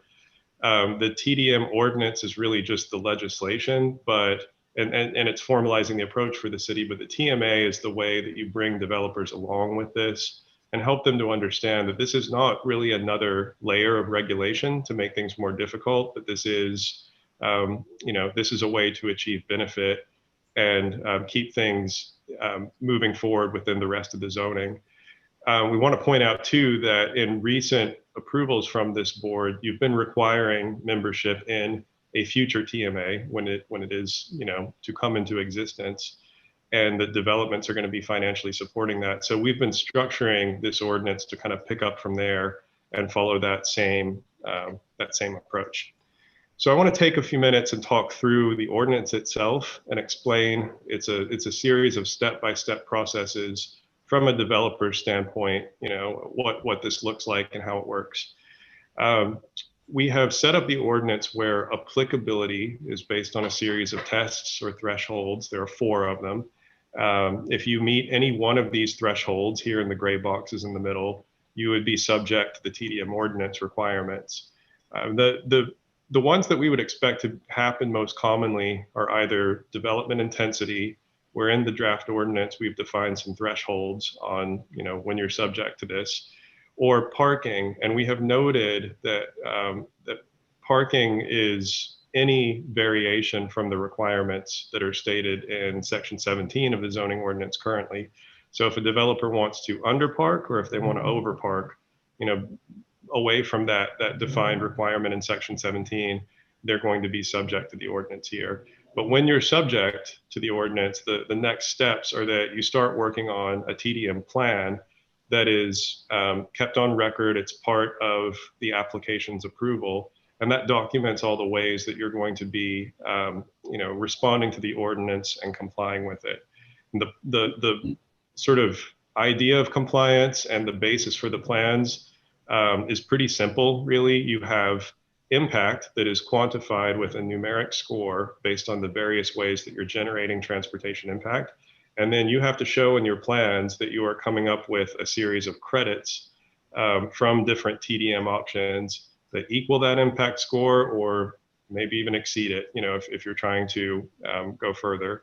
But the impacts come from primarily traffic, and that's not just a total number of trips generated, but the effect on one of the previous applicants who was speaking was talking about the level of service impact. It's looking at that kind of thing, the conventional measures of infrastructure, and then parking as well. If you're parking above or below, you're taking impact points on that as well. On the credit side, these are all the TDM options, and it's the things like shuttles, it's transit, it's, setting up a telework program, setting up daycare on site, carpool. We have, a much longer list of options, and each one of them's been given a working kind of points value, so that you could assemble a package of TDM options that allow you to meet your impact score. And that's how the plan works. It's pretty simple. You balance those out and you work with the TMA if you need the assistance to get there. That's another reason that the TMA is an important player in this. We have set up this ordinance such that applicants can get access to the TMA from a very early stage in the review process and go ahead and start thinking about that TDM plan in a way that, really sets it up well. It's streamlined. Planning board should have no, problem taking the TMA's counsel or recommendation that, this is a good plan and this is going to work, by providing that support early on. And, it scales up and it scales down. This is intended to allow smaller developments that make it past the thresholds to provide some way of managing their impact in a way that kind of works, for the economics of the development project. The contributions they're making to TDM through this can often be less costly than providing infrastructure, and sometimes more meaningful. But it's also kind of fitting into a bigger system in a way that it can be hard to get out of infrastructure contributions. However, we realize that when you get to bigger and bigger developments, you're moving up from lower density residential up into mixed use and this really high density mixed use on the end, that, you know, if you're asking TDM to do all the work of managing impacts, that might be a little bit too much, or, you know, there's a diminishing marginal return out of that you kind of surpass. So we've also written into the ordinance language that the city may choose to impose a ceiling on where TDM works. So say you are subject to the ordinance, you will have an impact score, and you have to provide a credit score for up to 20 points of your impact score, whatever that is. After which point, the city may elect to require infrastructure contributions as well as TDM. So you still have some way of doing that in larger developments where it's clear that there's an infrastructure impact and you need some mitigation for that. And the way the points are earned, you know, varies. We've basically got like a schedule of values for all of the different impact types and for all the different TDM credits. This is something we'll emphasize is, you know, evolving as the transportation industry changes. So the ordinance has also kind of set it up where this can stay on file with city staff and be updated periodically without being full, you know, revisions to the ordinance going through council. And generally how that works is that on the credit score side, things like shuttles tend to be, you know, a lot more effective when they're used, but they're also costly. They're getting a much higher kind of bang for the buck on points. And, you know, you can still get a credit score met with things like transit and parking incentives or walking and biking based options, but the scores tend to be lower just because they don't carry as much weight and effectiveness when they're used. So the TMA, just a little bit about that, you know, we've talked about it as an assistant to the city in providing these technical services. It certainly does that, but it's got a broader kind of role that not only benefits the developers coming in, but also really helps the city with some kind of, you know, thought leadership, if you will, or extra expertise to help make some of these bigger transportation decisions. You know, TMAs sometimes have direct access to the programs and services or even operate them themselves. Things like matching up people who want to participate in a carpool program with a rideshare management. You know, TMAs just do that most of the time. That's not another step in the process. So they can take care of a lot of the potential ways to build a TDM plan themselves, but they can certainly make the connections with service providers from a developer. They can help to, you know, build some of the marketing and some of the internal kind of effort that you need within a business or within an organization to get people, actual employees, to start, you know, buying into TDM more. TMAs can help with that sort of thing and certainly can provide the advocacy and help connect Everett and the developers going through this process to funding options and other resources to help make this happen. So they're a good resource overall because of the various ways that they operate with this stuff and how they can bring expertise to the city. And we want to point out that, you know, they're intended to represent all businesses in Everett. We have Northeast Consulting, who's on the phone with us, has actually been out talking to many of the businesses and developers in the city and doing their work on you know, kind of laying out the feasibility of the TMA, and have gotten some good feedback on it, you know, from other communities and from developers in Everett interested in having something like this, people experienced with TMAs in the Boston region who have seen the difference that they make and have found them successful. And, you know, this is again to say that they're a good counterpart to the city in that they're able to engage in this sort of relationship building and getting this kind of feedback in a way sometimes that it's hard for the city to do. They can be that, you know, that useful complementary resource. I'm going to turn it back over to Jay really quickly, because the other piece of this, which is a small but significant one, is about parking and especially the permit program and some reform that's being proposed to that at the same time because it fits in with the TDM ordinance and everything else. Thanks, Joel. So I think I already spoke to some of this, but I'll expand a little bit. One of the things you probably noticed already is that you know, we're not proposing here to change the parking requirements. And we know those vary across the city a little bit. Commercial Triangle or Broadway are 1.5, much of the rest of the city is 2 per unit. And there's other requirements for commercial space. And the reason for that is twofold. One is that, we know that different areas of the city are going to require different things. A transit-rich area like Broadway, where you might see development like the 600 going in, there's a lot more options for people to have mobility without the need for a vehicle. The developer understands that.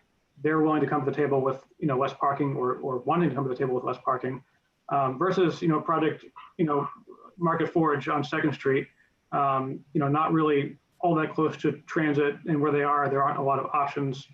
There may be in the future, hopefully, but for right now there aren't, and so they tend to come to the table with a higher a desire for more parking. And so I think it became difficult to sort of hit the right number and identify that in one ordinance. And so where we're going instead is to say, it actually doesn't matter to us the number of parking spaces that they provide. It does matter. It's the wrong way to say it, but the way we've been doing this up to now, the last year, developers who have varied from the parking requirements go to the ZBA, they get relief, and the price for that is they get no residential stickers. And the purpose of that is to put the burden of whether that developer is over the required amount or under the required amount, or whether they're over the market amount or under the market amount, but to put that burden on the developer.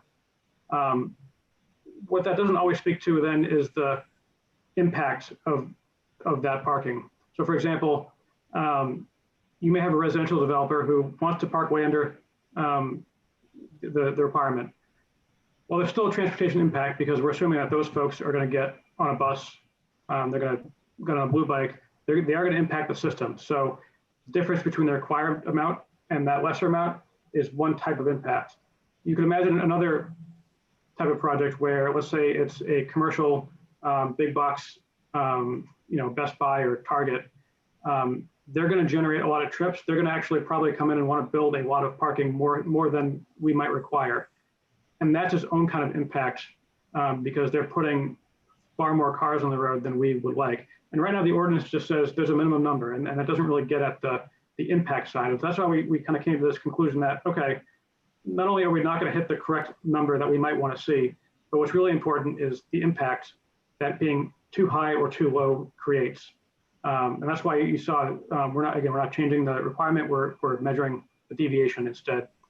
Now, for all that to work, and going back to the ZBA again, where we kind of the purpose of no residential stickers is to reduce the impact to the neighborhoods. If we take this process for deviating from parking requirements out of the ZBA, we still need a process to mitigate those impacts to the neighborhood.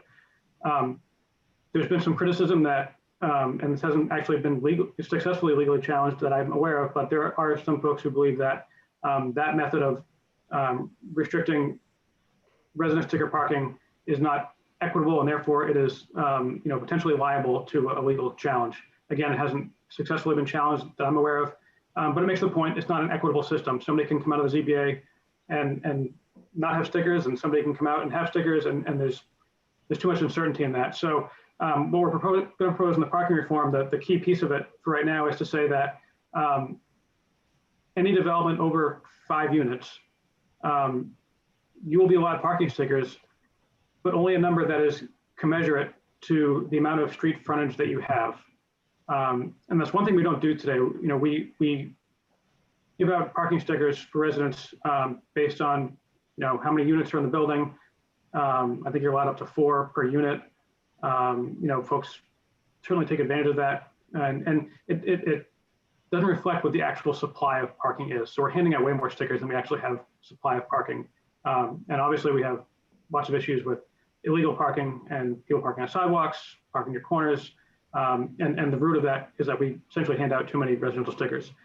What this will seek to do is on new developments, and I want to be clear that this would not affect anybody who is currently in a multifamily building that does not have parking. They'll still be eligible for what they get today. But for a new project, it's one residential sticker allowed per 20 feet of lot frontage. 20 feet is a parking space. So if you have 100 feet of frontage on your project, we don't care whether you have 1,000 units or 20 units. That project will get the same number of stickers, and it's, in our minds, equitable based on the lot size and lot frontage, and that will solve the issue of maintaining some control over the capacity of our residential neighborhoods to absorb new vehicles.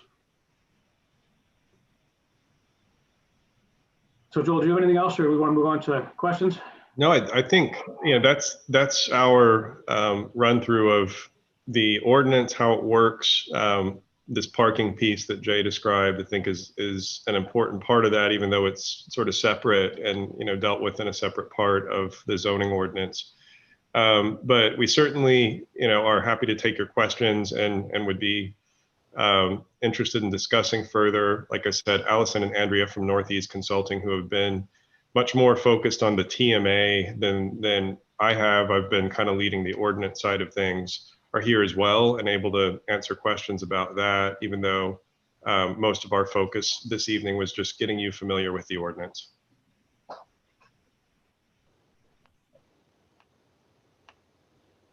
I got a question about when also, you're talking about the residential stickers.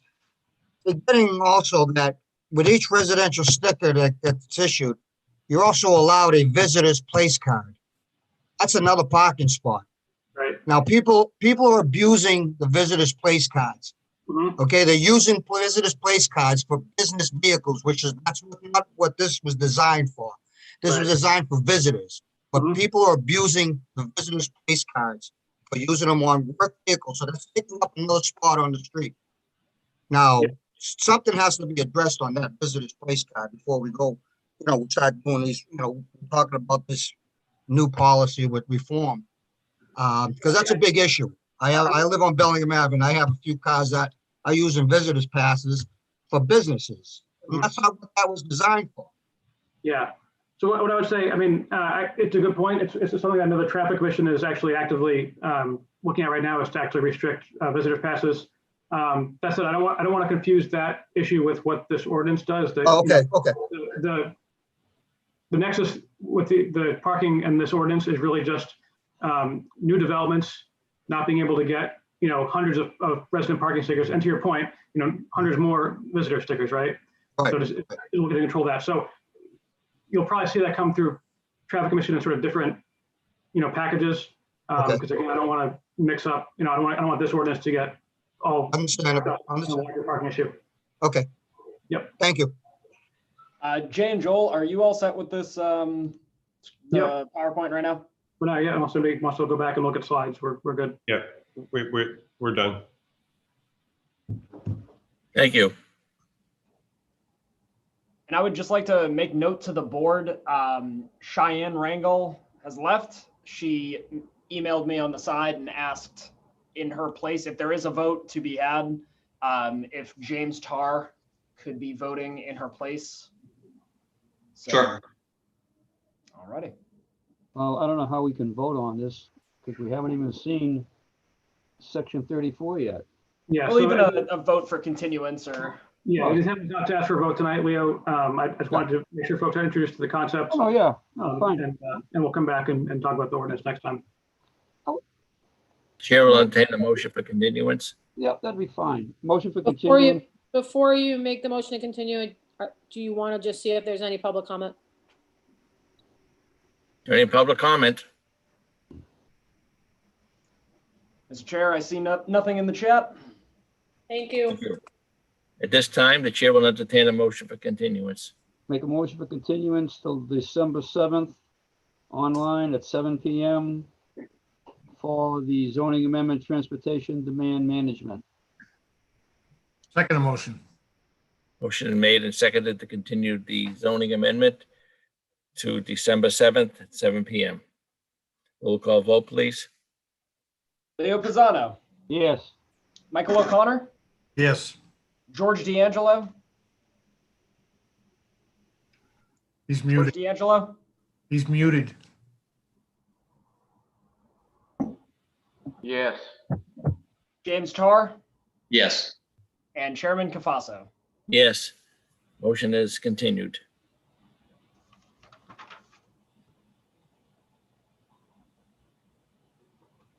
Next order. Mr. Chairman, the next order of business is to accept the meeting minutes. It lists here July 20th, 2020, September 14th, 2020, September 21, 2020, October 13th, 2020, and October 26th, 2020. Jeannie, could you confirm that all of those got sent out? Most of them, some of them, which ones? There's two of them, July 20th, I resent, and September 21st. All right, so that is July 20th, 2020 and September 21st, 2020. Any question on the minutes? I have one comment. Spelling of Mr. Sandorsi's name. Sandorse. O-R-S-E.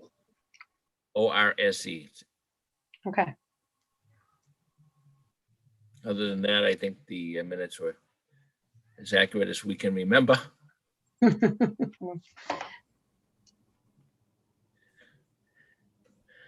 Any motion on the minutes?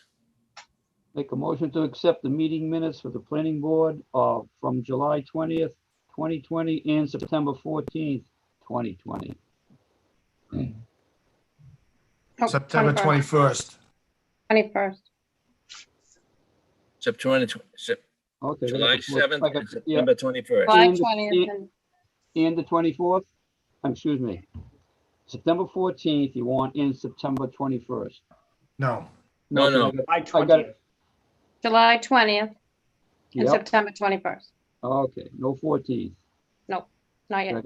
I got that on my thing here. Okay, then I'll make a motion to accept the meeting minutes of the planning board from July 20th, 2020 and September 21st, 2020. Second the motion. Motion is made and seconded to approve the minutes for July 20, 2020 and September 21, 2020. Roll call vote, please. Leo Pisano, Yes. Michael O'Connor, Yes. George D'Angelo, Yes. James Tar, Yes. and Chairman Cafaso. Yes. Great. Yeah. Okay. Any other things to come before this board tonight?